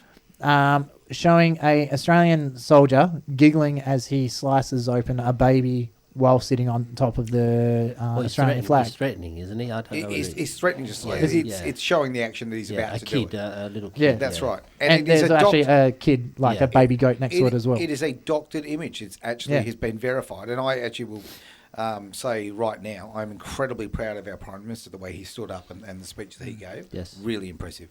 Absolutely on the mark. Finally, a Liberal person showing some spine. Bloody hell. I'm going to call you Carter again. Yeah. So, Richard, we should go back to Richard. Yes, we should. So, Richard, as someone who is actively campaigning against the Chinese Communist Party, and they're doing things like this, what's been the response within the Chinese community? Now, I'm talking Chinese people here, not the CCP. Yeah, from my perspective, I've grown up in China. Yep. I've seen some propaganda materials inside China many times for 30 years. At the first sight, I just see, it is. Why you do know this up until now? We have been hearing and we've been reading such falsified materials ever since when I was very young. When I was very young, I was taught in the school that in the Korean War, Americans started invading North Korea first. And it didn't hide all the truths that the North side invaded the South first.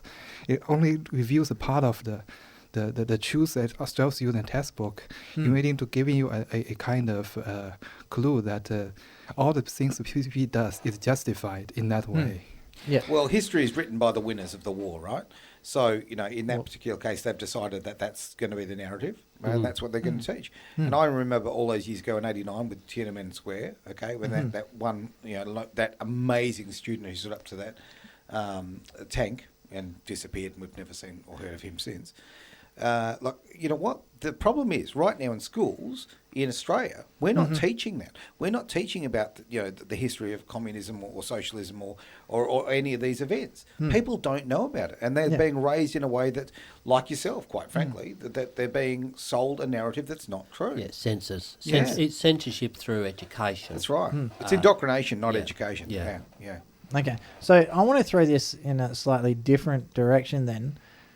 Especially with what's going on with this image and the response from the Australian government, but the Chinese, I think it is the diplomat, has turned around and said, no, we're not removing the image. Yep. Pretty much Australia can go F themselves. Yep. But they're saying that we're unreasonable because of the way that we treated the Australian Defence Force did actions, and there's a video of, there was a report come out, there's a few things in the videos that were very, very bad.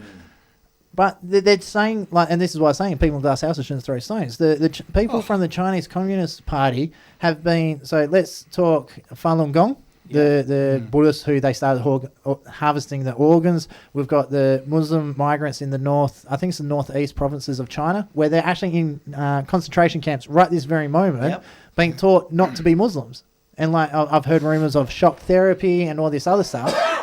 So what the hell is going on? Why isn't Australia standing up a lot more and telling China, hey, pull your finger out, otherwise we're just going to cut all trade with you? I don't know if you've heard of this thing called iron ore.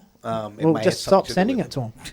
Yeah, and then our economy stops. That's the problem. They have so much power over us because right now China controls our economy. Simple.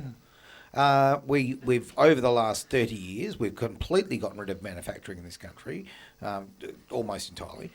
We need China, so they know that they can, hold us over a barrel.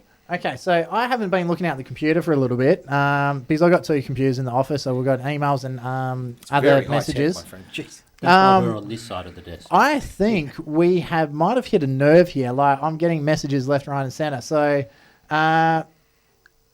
So someone's saying he went woke. So I'm guessing they're talking about what's his name? Victor?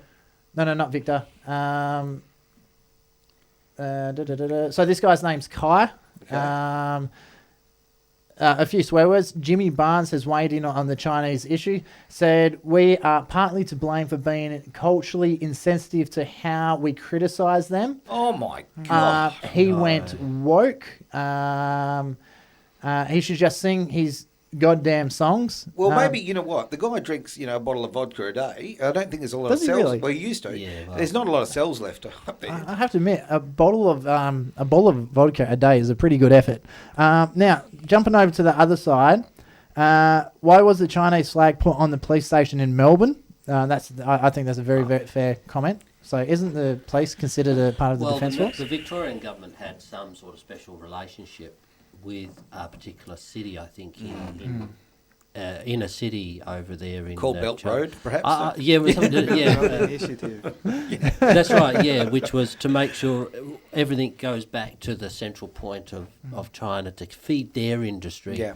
So I think that's why that might have happened. But yeah, it'd be interesting to see what is your next move, Richard, with your organisation. So you've got about 100 members. Mm-hmm.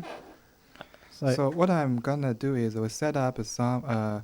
Initially, we set up to help those refugees who fled out of China to get some ground they can set up their own life here or in other countries.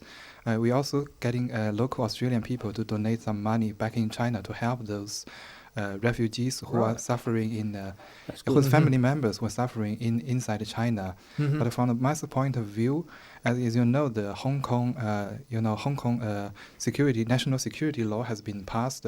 We used to see so many Hong Kong protesters who used to take on the streets. They vanished. They did not dare to appear because of the law. They are not able to organize any of those events here. Unless we in court, they sentenced to 10 years lifetime in prison. So what I'm doing is I'm gonna set up and file some petition on their behalf to make their voices heard. And we also get a way to teach the Chinese government how their behavior should be in Australia.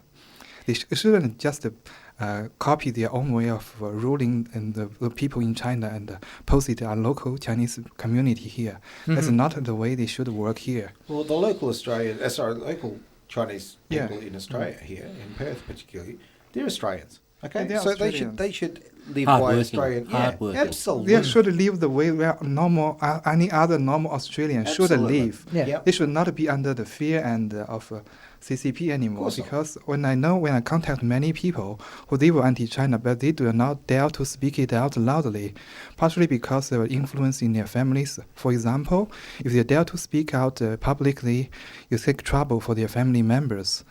And they get something that done to their family members, harass them using secret policemen, and just by that sort of means, they intimidate them from speaking out loudly. Okay. So what we got to do, we got to go to a few messages. So we are going to go to a few messages and a song, and we'll be right back after this. So you're on Carter's Corner. We're having a chat with Aaron Malloy, myself, Travis Carter, Richard Liu from the Anti-CCP Association Perth, and Paul Miles. he just says it so much better than I do. That's because you forgot. No, it's on a piece of paper in front of me. Your piece of paper's moved. Yeah, no. So from the Shire of Wanneroo. Oh, my Lord. Oh, look, gee, we're not hobbits, okay? As much as we want to be. Anyway, so here's some messages. Carter's Corner is here again. Thank you for tuning in. The big boss man, Aaron, has stepped out of the office. Yeah, yes, gone. Aaron, you're allowed to come in. He's gone. He's looking at me doing raspberries on the glass window. Not really. So Carter's Corner, we've got Richard Liu. We've got Paul Miles, the councillor for the City of Wanneroo. Stuck around, which is really, really cool. And Aaron Malloy is just having a chat outside, so we'll turn his microphone off again. So we do have Richard here with us. He's the founder of the Anti-Chinese Communist Party Association for Perth.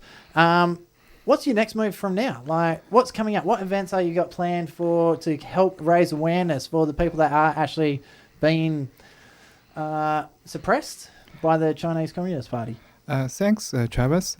For our next movement, we are first thing we want to do is we want to set up some protest rally regularly on Friday for Hong Kong Freedom Movement. You know that there have been similar movement in Brisbane, in Sydney, and in Melbourne, organized by Hong Kong people. But now from here, they haven't had people organize a similar event here. So the first thing we want to do is probably set up some campaign and put some effort into this area so we can have a regular event either in front of Chinese consulate in Perth or in the downtown city to protest against the national security law which is being set up in Hong Kong.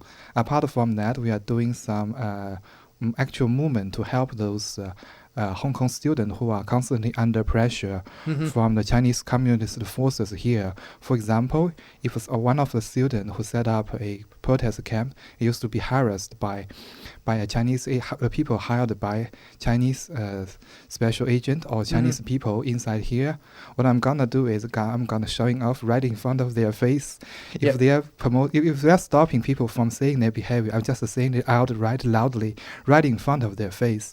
I'm gonna probably the thing I will do is that if they is harassing a girl because she is putting up a slogan of Hong Kong independence, what I will do is I will publicly wearing a T-shirt has the printing of Hong Kong independence on my T-shirt and just sit right in front of their face and see what they can do.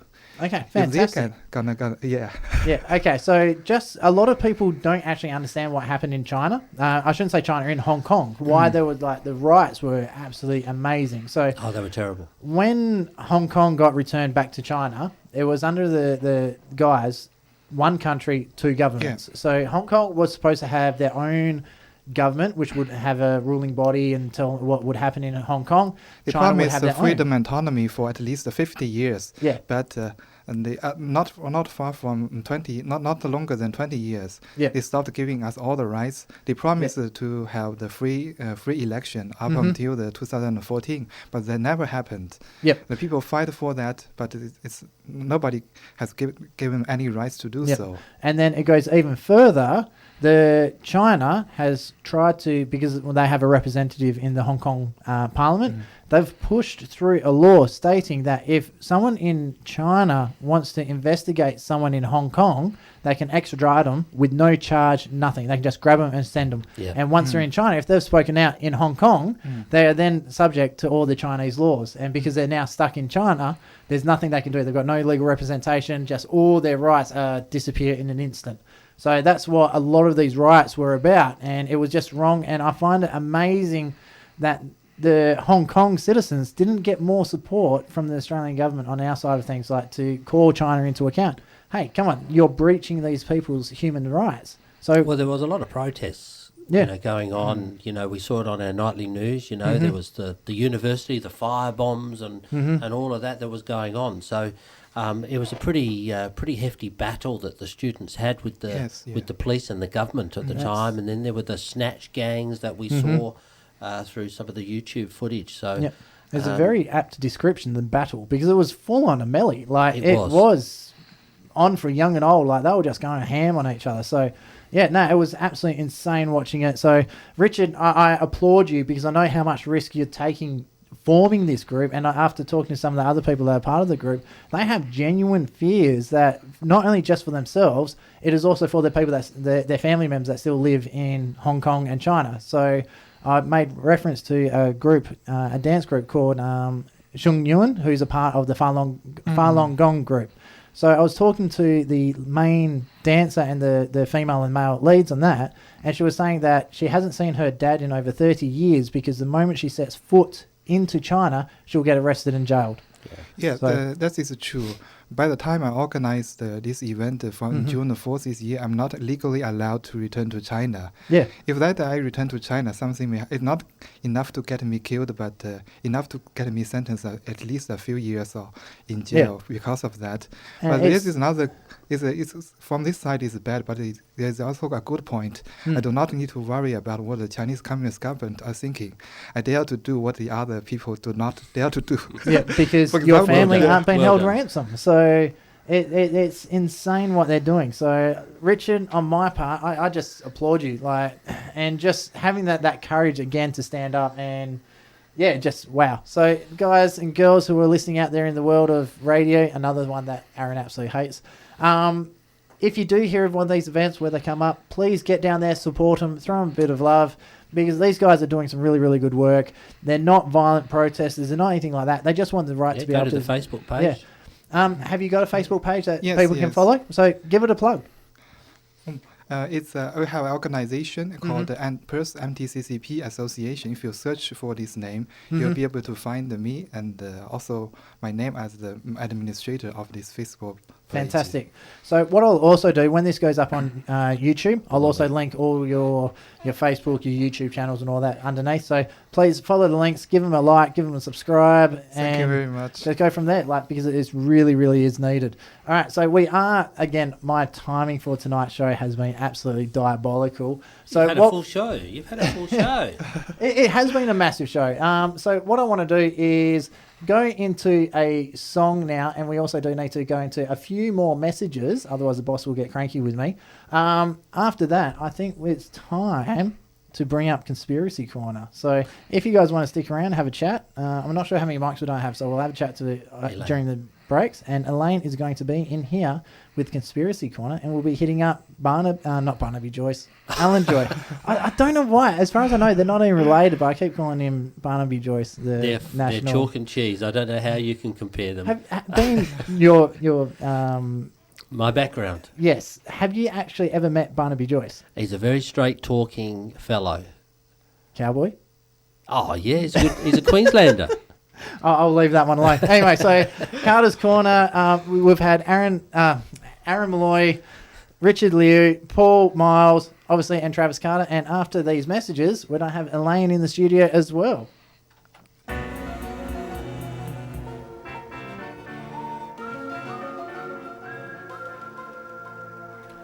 We found the theme song for Carter's Conspiracy Corner with Elaine. We didn't find it, mate. I walked around and typed it in, but okay, that's fine. It's very complicated, this.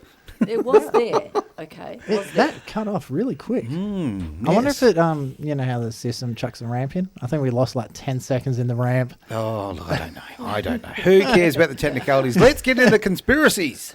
I love conspiracies. Elaine. Okay, we're going to talk about our friend at Qantas again. Oh, good old Alan Joyce. Oh, yeah, that one. Just Okay. love him.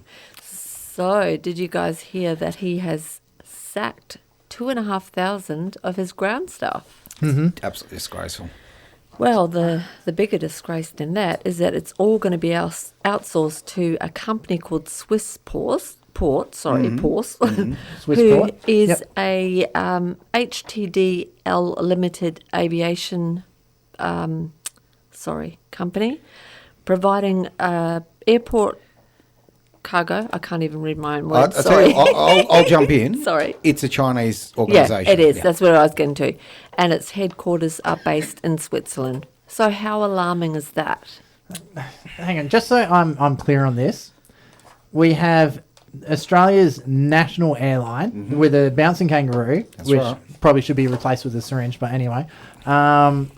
Selling out a heap of our staff, like our workers, taking them offshore. Yep. So our national airline is now hiring, contracting you've an got to offshore think supply. about the most important thing to Alan Joyce, and that's the bottom line.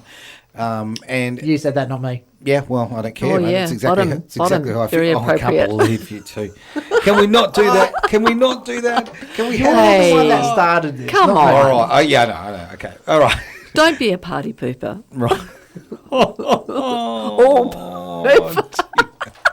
All right. Okay. whoopsie. Let's move on. The thing is, okay, these are Australian jobs, and we should be protecting Australian jobs. But hey, why not? Let's just outsource them to a Chinese-owned company. Why not, indeed? And considering, sorry to cut you off there, we're hopefully coming out of probably one of the worst financial situations in Australian history. Yep. We need to be supporting Australian course we do. workers as much as possible. And now this guy, Alan Joyce, has just sold out how many workers? 2,000. And I heard a news report he's planning to sack another 2,000. Well, and you know what? Wow. I'm going to guess, and I'm okay. You know, speaking out of school here, I'm going to guess it's not going to affect his salary package. Oh, of No, it'll course probably it's make not. it better because the reason they fire people in this situation is Yep. to boost the Profitability, and therefore their the own shares share go of it. up, Yeah. and Yeah. therefore his wage, he'll have a base wage of like something tiny, like say $600,000, Oh, and then he'll settle. get millions of dollars in bonuses. I don't know if this is true. I don't. So Well, that's how Australia Post was working. So Yeah, I was told 9 million was the wage. Was the is salary that package? the way they 9 work? They'll have something really, really low Right. as a base, and then all that 9 million or whatever it Yep. is will be bonuses and so depending forth. on how Right, profitable right. the business is. Yeah, well, this is total hearsay. This is somebody who's mentioned it to me a couple of days ago, but that's what I heard. Yeah. 9 million. Wow, imagine what wouldn't they even- could do. That's like 800,000 a month. Good maths.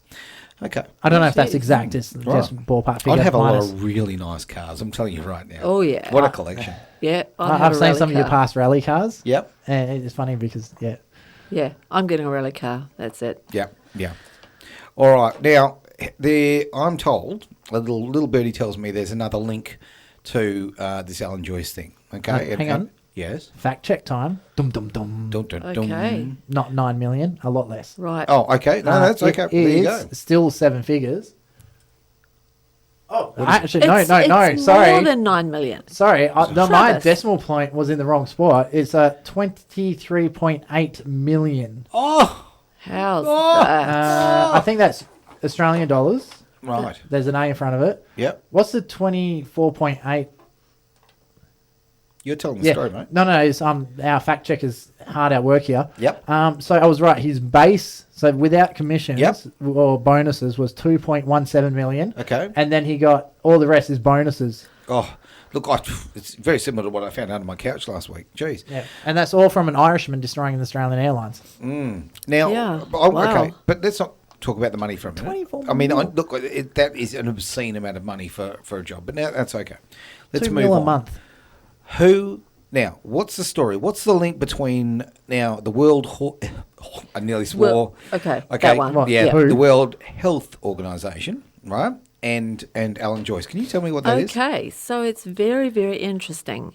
I don't know if anyone's heard about Event 201, but it was planned as a high-level pandemic exercise on October 18th, 2020, Yep. with key players.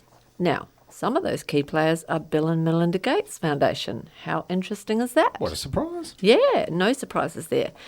And also, we have it on good information that a lady by the name of Jane Helton has been the one who has told Alan Joyce to implement the vaccinations. She is also the chair of the board of who? World Health Organization. Yep. So again, it just smells of a dirty, stinky rat. Now, I'm told there was actually an email involved here, so there is a trail. Yes, there was an email involved. Okay. So we've got WHO, the same group of people who basically said that nothing to see here, please, move away, please disperse when, the great China virus was escaping and destroying, our children's lifestyle for the next couple of generations, or at least one generation. So we nothing to see, right? Okay, it's okay. Yeah, Yep, nothing, whatever. absolutely. So the same Yep. people who are in charge of that are now... Really, so they're now pushing effectively through him the vaccine and some electronics too, I'm sure. Absolutely, yeah.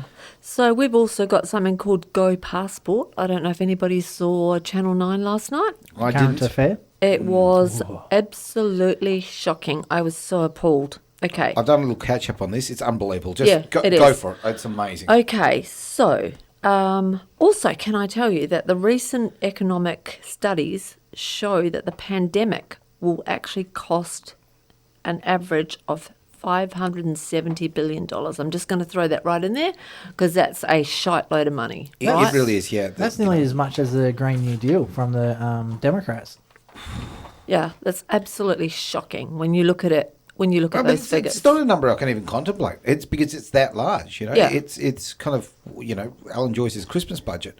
I can't even, just that number hurts my head. yeah. Well, when you think about what that money could do, where it could be spent, there would be no poverty, would there? There is no need No. for poverty on earth. It's No. as simple as that, right? We would Simple have as no that. homeless people No. on the streets.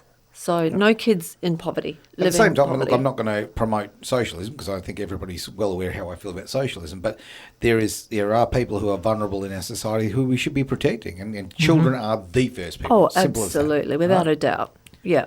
That Okay, goes for- so you're saying there's sound like a Jordan Peterson interview there. So what you're trying to say now? What you're saying there is a link between who the world almost yes, saying them. Yes, those people. because I want to swear each time health organisation. Yep. Right, a direct link via email to Alan Joyce. Yeah, Correct. absolutely. And it goes further Wow. than that as well. Yeah. So, where is it?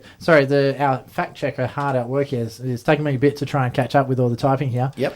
The John Hopkins Centre for Health Security, was part of the World Economic Forum, Okay. and the Bill and Melinda Gates Foundation joint proposed these recommendations, which is the Event 201. Which was a 3.5-hour pandemic tabletop exercise. Oh yeah, yeah. So pretty much they role played what could potentially happen. Oh man, these people Yeah. need Fortnite. Okay, honestly, Yeah, just they do so something do. else. Okay, so the thing is, he's also sent through the dates when and where it was. So It was at the Pierre Hotel in New York. It was Right. from 8:45 a.m. to 12:30 p.m.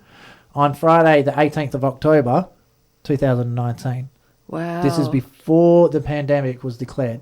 This is when they were still saying, this is when the Chinese government was still saying, oh, no, this can't jump from human to human transmission is not possible. But yet they're already starting to plan for these sort of things. Look, I want to talk about, because I don't know much, and I'd like your advice and your thoughts on this. Okay, Advice from me? Yeah, trust me, it won't happen again. But I want to know about this app. I want to know about this tracing thing. This digital passport they're talking about. All right. Okay, I want to know. So, I read an article which was published in The Guardian on the 18th of October, 2020, and it's about the digital health passport. Right. Yep. So, it's being piloted by a number of passengers who are flying from the UK to the US for the first time next week, under plans for a global framework for COVID-safe air travel. The Common Pass system is backed by the World Economic Forum and is designed to create a common international standard for passengers to demonstrate they do not have COVID, which is a fake disease anyway. Well, that's your opinion, and Yeah, true. other people. That's my opinion. Well, yeah, exactly, and you've got every right to have that. Obviously, this is unbelievable. This is new world order stuff. Having a digital passport of everywhere you go, whatever you do. I mean, this is just total Big Brother stuff. And I said it earlier, when Paul was in, this is Orwellian. It really is. This is, the movie, the book rather, and the movie as well, but 1984 was not supposed to be an instructional video, right? Exactly. Absolutely. This is insane. And to know where we're going, you need to know where we've been. I often say that. And the reason being is you've got to look at what happened in Germany in the 30s. You've got to look, Yeah. what happened in all through Europe, what happened in Somalia. Look at all those sorts of things that, where there's been genocide and this controlling sort of, way of looking after is, probably the wrong words, Yeah, the population. Sure. Now, this is happening again. And okay, people used to say, how did they let that happen? All that disgusting. They must have known, right? And I've always thought, how is that possible? How could that, how could a entire, generation of people, a country of people, let that happen underneath their noses? Well, quite frankly, in the last 4 years particularly, I'm watching that happen now. We are watching it happen. The reason it's happening is because no one's brave enough to actually stand up and say, no, you are not doing this, this is wrong. And so that's why I'm so impressed with the young gentleman, Richard, that was in here tonight. What a legend. Compared to, China is just way out of line. This is insane what they're doing. And personally, I'd love it if the government just turned around and go, you know what? Let's take the hit. Let's go renegotiate with India, Vietnam, Malaysia, the Philippines, all these other countries. I'm talking like the South American countries and all like the Arabic countries as well. Yep. Let's just totally cut China out of the equation, full stop. Do not trade with them at all, because one of the only reasons they've been able to grow as fast as they have is because they've had our iron ore.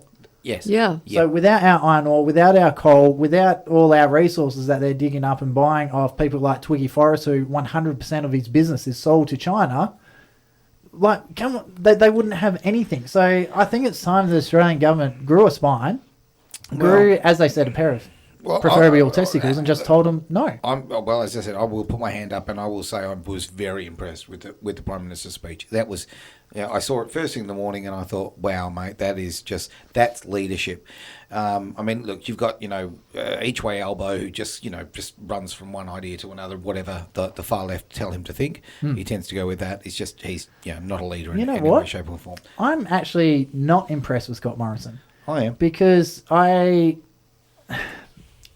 and time again, he's showing that he's all talk. He doesn't really take any super, super hard action on something unless he's pushed into a corner. Let's take the family law reform, for example. This one, he's spoken, China has to do this. Rah, rah, rah, rah. What action has he taken?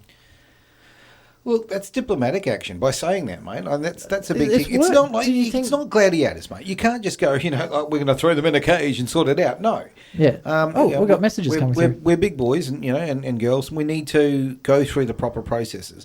I think that no, I disagree. I think his action's been pretty good, actually. I don't agree with everything he's done by any stretch of the imagination, but on this one, I was impressed by how quickly he jumped on it, and also how he stood to defend our incredibly important defence force, all right?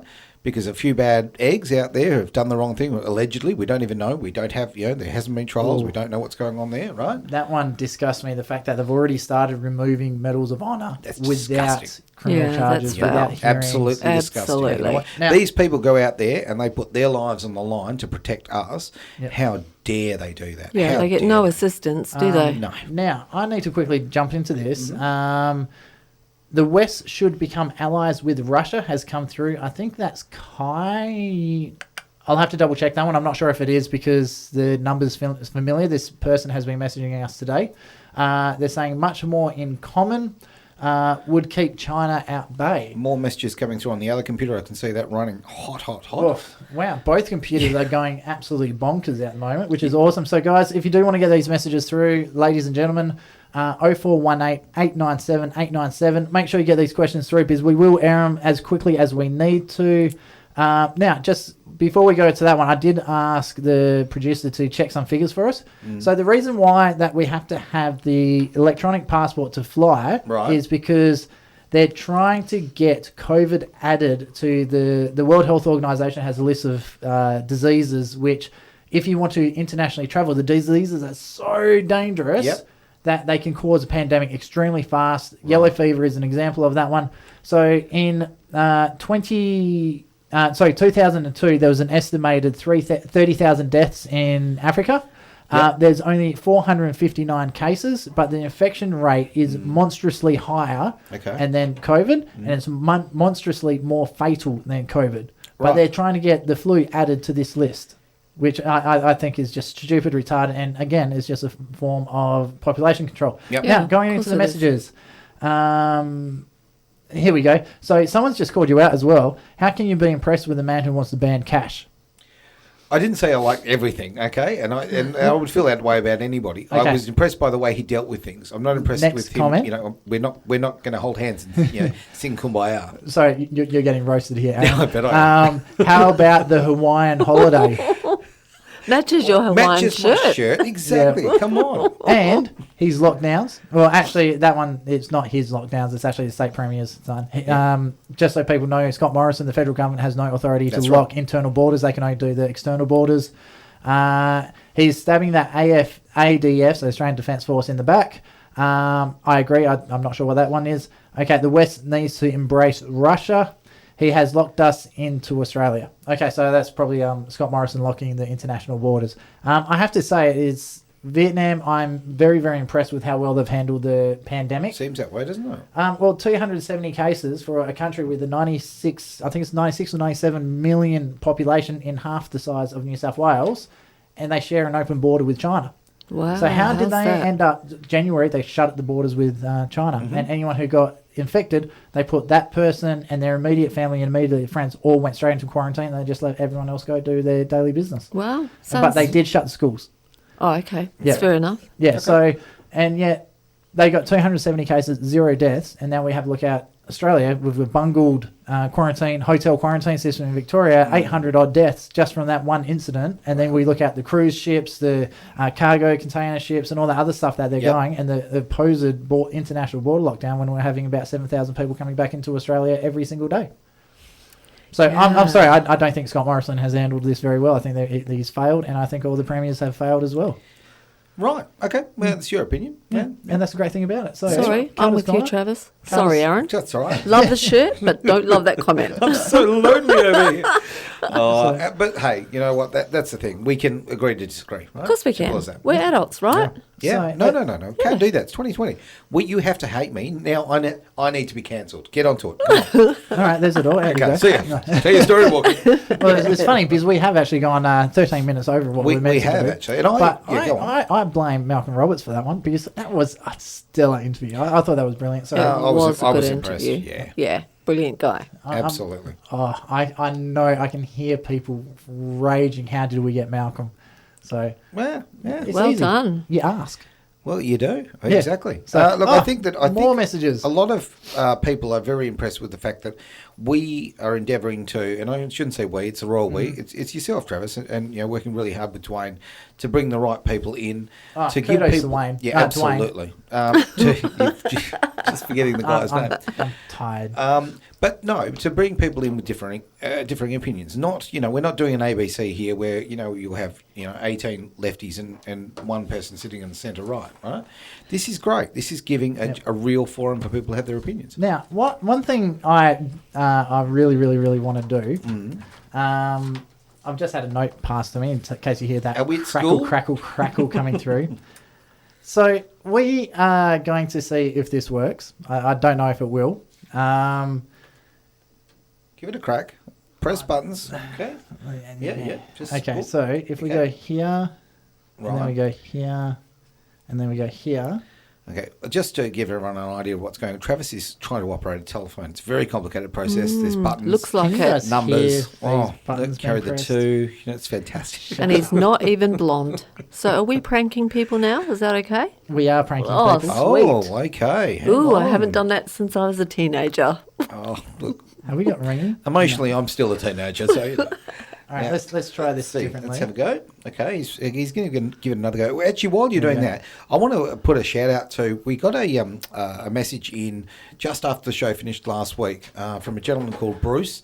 Bruce. And I really want to give Brucey. Bruce. Now, Bruce wasn't impressed. Quite frankly, he had a couple of nasty things to say. Yeah, but no, that's good. I'm very glad. Thank you, Bruce, quite frankly. And what I wanted to do is I want to ask Bruce, unfortunately he didn't leave his details. So, Bruce, if you could contact the station through The text line? Yep, 0418 897 897. We want him in. 0418 897 897. Because Yeah. before we do that, let's actually go why we want Bruce to come in. So this show was always pitched and said and sent through to the board of directors and everything like that. We want to give everyone a platform to be That's able to right. say their opinions without being harassed, without being attacked, But obviously, if you come on the show and you start lying through your teeth, we're not call you on. Oh, we're going to attack you. That's Yeah. no. We'll fact checked. you. Okay. So that's We why we won't got attack. our Sorry. producer. No, no. Dwayne You over. attack whoever you like. No attacking. Yeah, no. Yeah. So Bruce, we want you on the show Absolutely. because you were upset about something. Unfortunately, he didn't say what. He just said, "Oh, terrible show."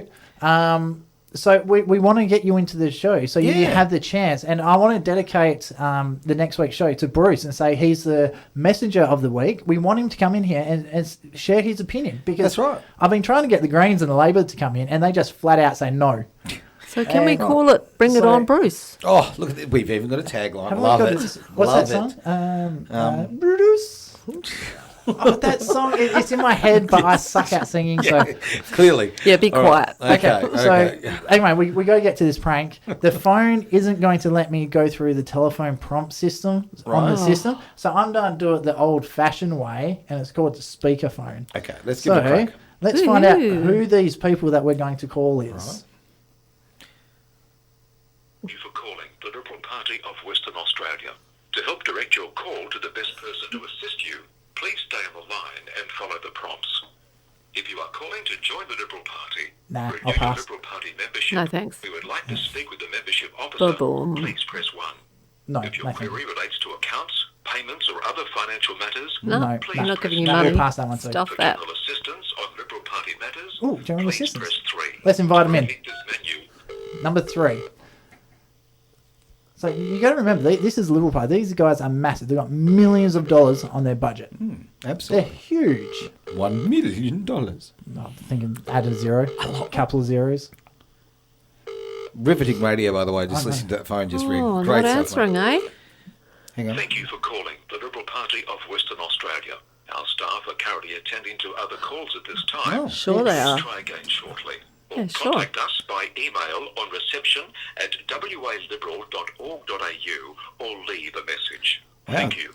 We're getting a lot of calls at 9:17 in the Hi, night. this is Travis Card from Carter's Corner. We would love to get the leader of the Liberal Party onto our show, Carter's Corner. Please call us back on, or send us a message on 0418 897 897 or email us at info@traviscarter.com.au. Thank you very much for your time. We would love to hear back Well, from there you. you go. Oh, look, You know what? The thing is, well, you did call them during peak hour, mate. It's Definitely. You know, it's 17 after 9. My argument with that, so we're looking at a multi-million-dollar, and let's be honest here, the Liberal Party is a company. Oh, Well, a non-for-profit company, political party. That message is just limp-wristed, it's flaccid, it's spineless. This is the people who the Australian people are looking to stand up against Mark McGowan. These guys are supposed to be the rock to prevent the other side of the politics from taking over and turning WA into a dictatorship. And I'm sorry, I really enjoyed having Linda on the show. I've enjoyed the other people who are supporters of the Liberal Party. Yep. I've been in contact with other former members of the Liberal Party that I want to get onto the show, and I'd love you guys to come on, but I'm sorry, I have to call it how I see it. I think the Liberal Party is lost. I'm really, really hoping Zach can turn it around, who's the new Liberal leader. right. Let's hope so. But I just can't see how they can do it. And this China tweet that they put out, this is a really, really good chance for the Liberal Party to really get stuck into the Labor Party and start calling to account for all their dealings that they've had with China. It is a perfect opportunity. And so this how is, much have you heard from the WA Liberal about it? Absolute crickets. Yeah. How much have you heard about Liberal Party on anything to do with COVID, the bushfires, anything over the last 12 months? Well, look, hang on. I can't even believe I'm going to do this, but I'm going to be the one who defends him a little bit on this one, right? That's good. Okay. The fact of the matter is, in Western Australia, we've got the West Australian newspaper and the network, Seven Network rather, right? Which does everything to silence conservative values, right? Yes. It is absolutely a propaganda run for the Labor Party and the Greens and so forth. Of right? course. So come on the show. Come on, Zach. Exactly Come on the that. show. Yeah, So bring that's it. the thing. So that's the problem, that why we haven't heard. A lot of it, why we haven't heard, is because of the fact that they cannot be heard because media is controlling the word that gets out. So quite frankly, yes, Zach, this is an opportunity for yourself. Come on to the show. Let's talk about policy. Let's talk about what's going on with the Chinese interference. This is your forum. Yep. And this is a very popular forum, and I'd get on board if I were I you. think- Election in a couple of months. I think we've hit a nerve. The messages are going off the I just rocker saw that. again. Oh, yeah.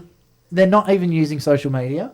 Hang on, I really do need new glasses. Yep. Or I can unplug Aaron from my laptop. Where are we? More interested in membership than money than the constituents. You get this message any time of the day or night, and I have called this during the day. No one's ever answered it. Yes. I'm wondering if they even look at it. They have no interest being contacted by the electorate. They aren't using social media, though. The silence is deafening.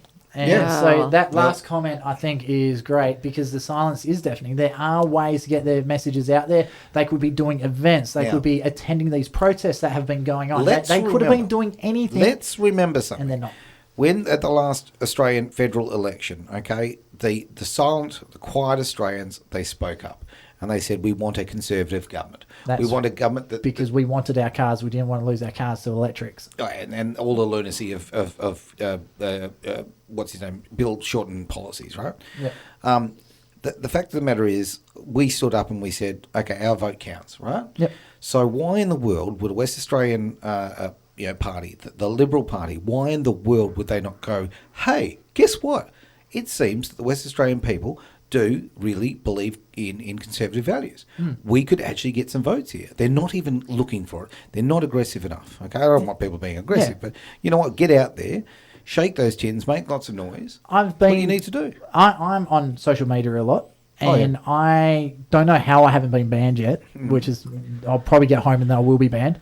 But I didn't see my first Liberal advertising thing on social media. You know, as this ad is paid Right. for this person.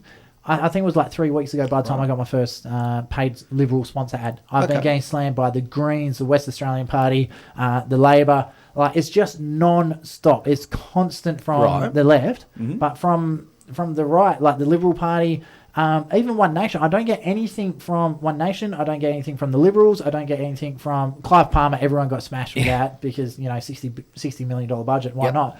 But there's just nothing out there. So what's going on? What is going on? I tend to think they're in cruise control. They're kind of thinking, hey, the election's lost in March because, you know, there's a pandemic and, you know, Narc McCowd he's protected us. He's protected us. You know what's funny? Right? I get more sponsored ads from Basil Zamplis than what I actually do from the Liberal Party. There you go. Wow. I will say something, though, as far as, you know, the different parties and that kind of thing. What is interesting is that Narc McCowd actually does block a lot of conservative thought and people on his websites, or not his website, his Facebook page. Oh, yes, I found that as well. Quite disgraceful, actually. Yeah, it is. This is the man who's holding our highest public office here in Western Australia and refuses to listen to the opinions of Western Australians. I think it's a bit arrogant, just a little bit, you know. That's my thought. Well, this is the man that also didn't open the toilets at Parliament House for the last rally we had, the last peaceful rally. We had a lot of ladies and young kids there. Yeah, exactly. These are public toilets, they're supposed to be open. But so anyway. how's that? What I do need to do, because I've just noticed the times, 24 minutes past. We were supposed to play our messages. Let's do that. Play those ago. messages. And then, tell you what, we probably should wrap up, my friend. Yes, I think it's time. Yeah. So, Yes. Awesome. It's So probably time. Why don't we wrap up now? I need my beauty sleep. You need your beauty sleep. So before we wrap up, there is one last song I do need to play. Is it? It's a surprise. Oh, The yay. X-Files. We No. love So surprises. this Yay. is it seems to be becoming the theme song for the station, Right. Especially when we talk Don't about. say that. Not for the yeah, station. yeah, Maybe we know- for yourself, we mate. know who Or it's for. whenever we speak about our favourite little Irishman, to be sure. That one. I'd love to know how Sweet. tall Alan Joyce is. I didn't get his name wrong this week. No, you didn't. You cleaned that up, thankfully. So the closing song for the day, bit of a ditto for our favourite Flying Needle. Alan Joyce, this one is for you, and I would love a Qantas representative to come onto the show and talk to us about what their goal is. But Awesome. I know they don't say no. So, and Mark McGowan, come on, Mark. come on. Call me now.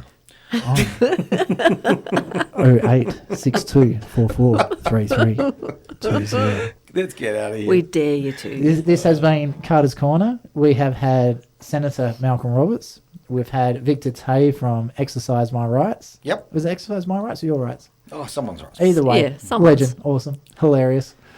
Little side note, at my wedding speech, best man speech, he said you have to describe me in one word. Yep. You know what he picked? What's that? Flatulence.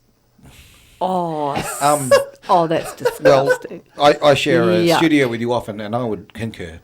Hey, I don't find Oh, thank goodness I have a blocked nose. Anyway, so hilarious person. That gives you an idea about Victor's personality. Lovely fella. We had Richard from the Anti-Chinese Communist Party Association, Perth. Awesome bloke Yep. as well. Very Fantastic, awesome guy. And you know what?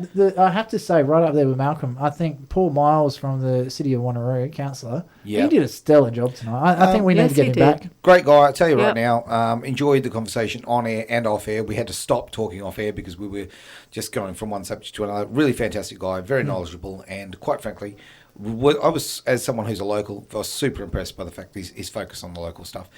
Before we do go, I want to throw a little thank you to the gentleman behind me that I can't see, but to Dwayne, who has done an absolute stellar job with the fact checking, with all the hard work awesome.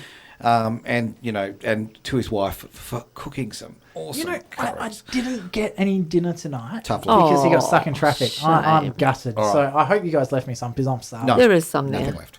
All gone. Travis, can we plug our freedom? Oh yeah, the Day for Freedom Rally. Sunday. Yeah, Yeah, Sunday. please. So what it is, it's 12 o'clock, Bell Tower, Freedom. Is it Freedom in the Park again? Freedom in the Park. Yep. That's just- Yeah, it's Freedom something. We're Yeah, getting down there, something like having that. a chat. I don't know if there's speeches this time or not. But we're just getting in there. We're gathering up biz to support a lot of these guys going through the fines, the unfair arrests, and all that sort of stuff. And we just need our freedoms back. And do. without doing this sort of stuff, we're not raising awareness for this. So, all the best people will be coming down there. So if you're not down there, you're not the best person. No. Yeah, we'll be there. So that's pretty good.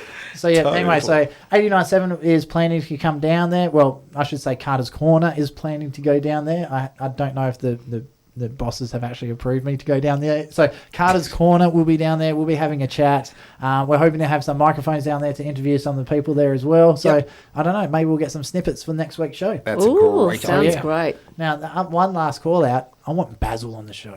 Oh, yeah, Dwayne, we need Basil. I want Basil. Again, I want to use that line. You know, it's I think time it's- we got Basil on the show. And not the herb. And you know what we need? We need someone who's got a name of like Sage or something. We just need to have a Herbie show. Okay, you've lost the plot. Can we go Definitely. home now? Press the button. Yeah. Let's go. All right, We didn't anyway, want so herbs. Thank you, ladies and gentlemen. 89.7 Carter's Corner. Travis Carter, I'm your host with Aaron Malloy, Elaine, and Dwayne, the fact checker / producer behind the glass, pulling faces at us all night. So, guys, thank you. Enjoy the show, and we'll be back next Tuesday.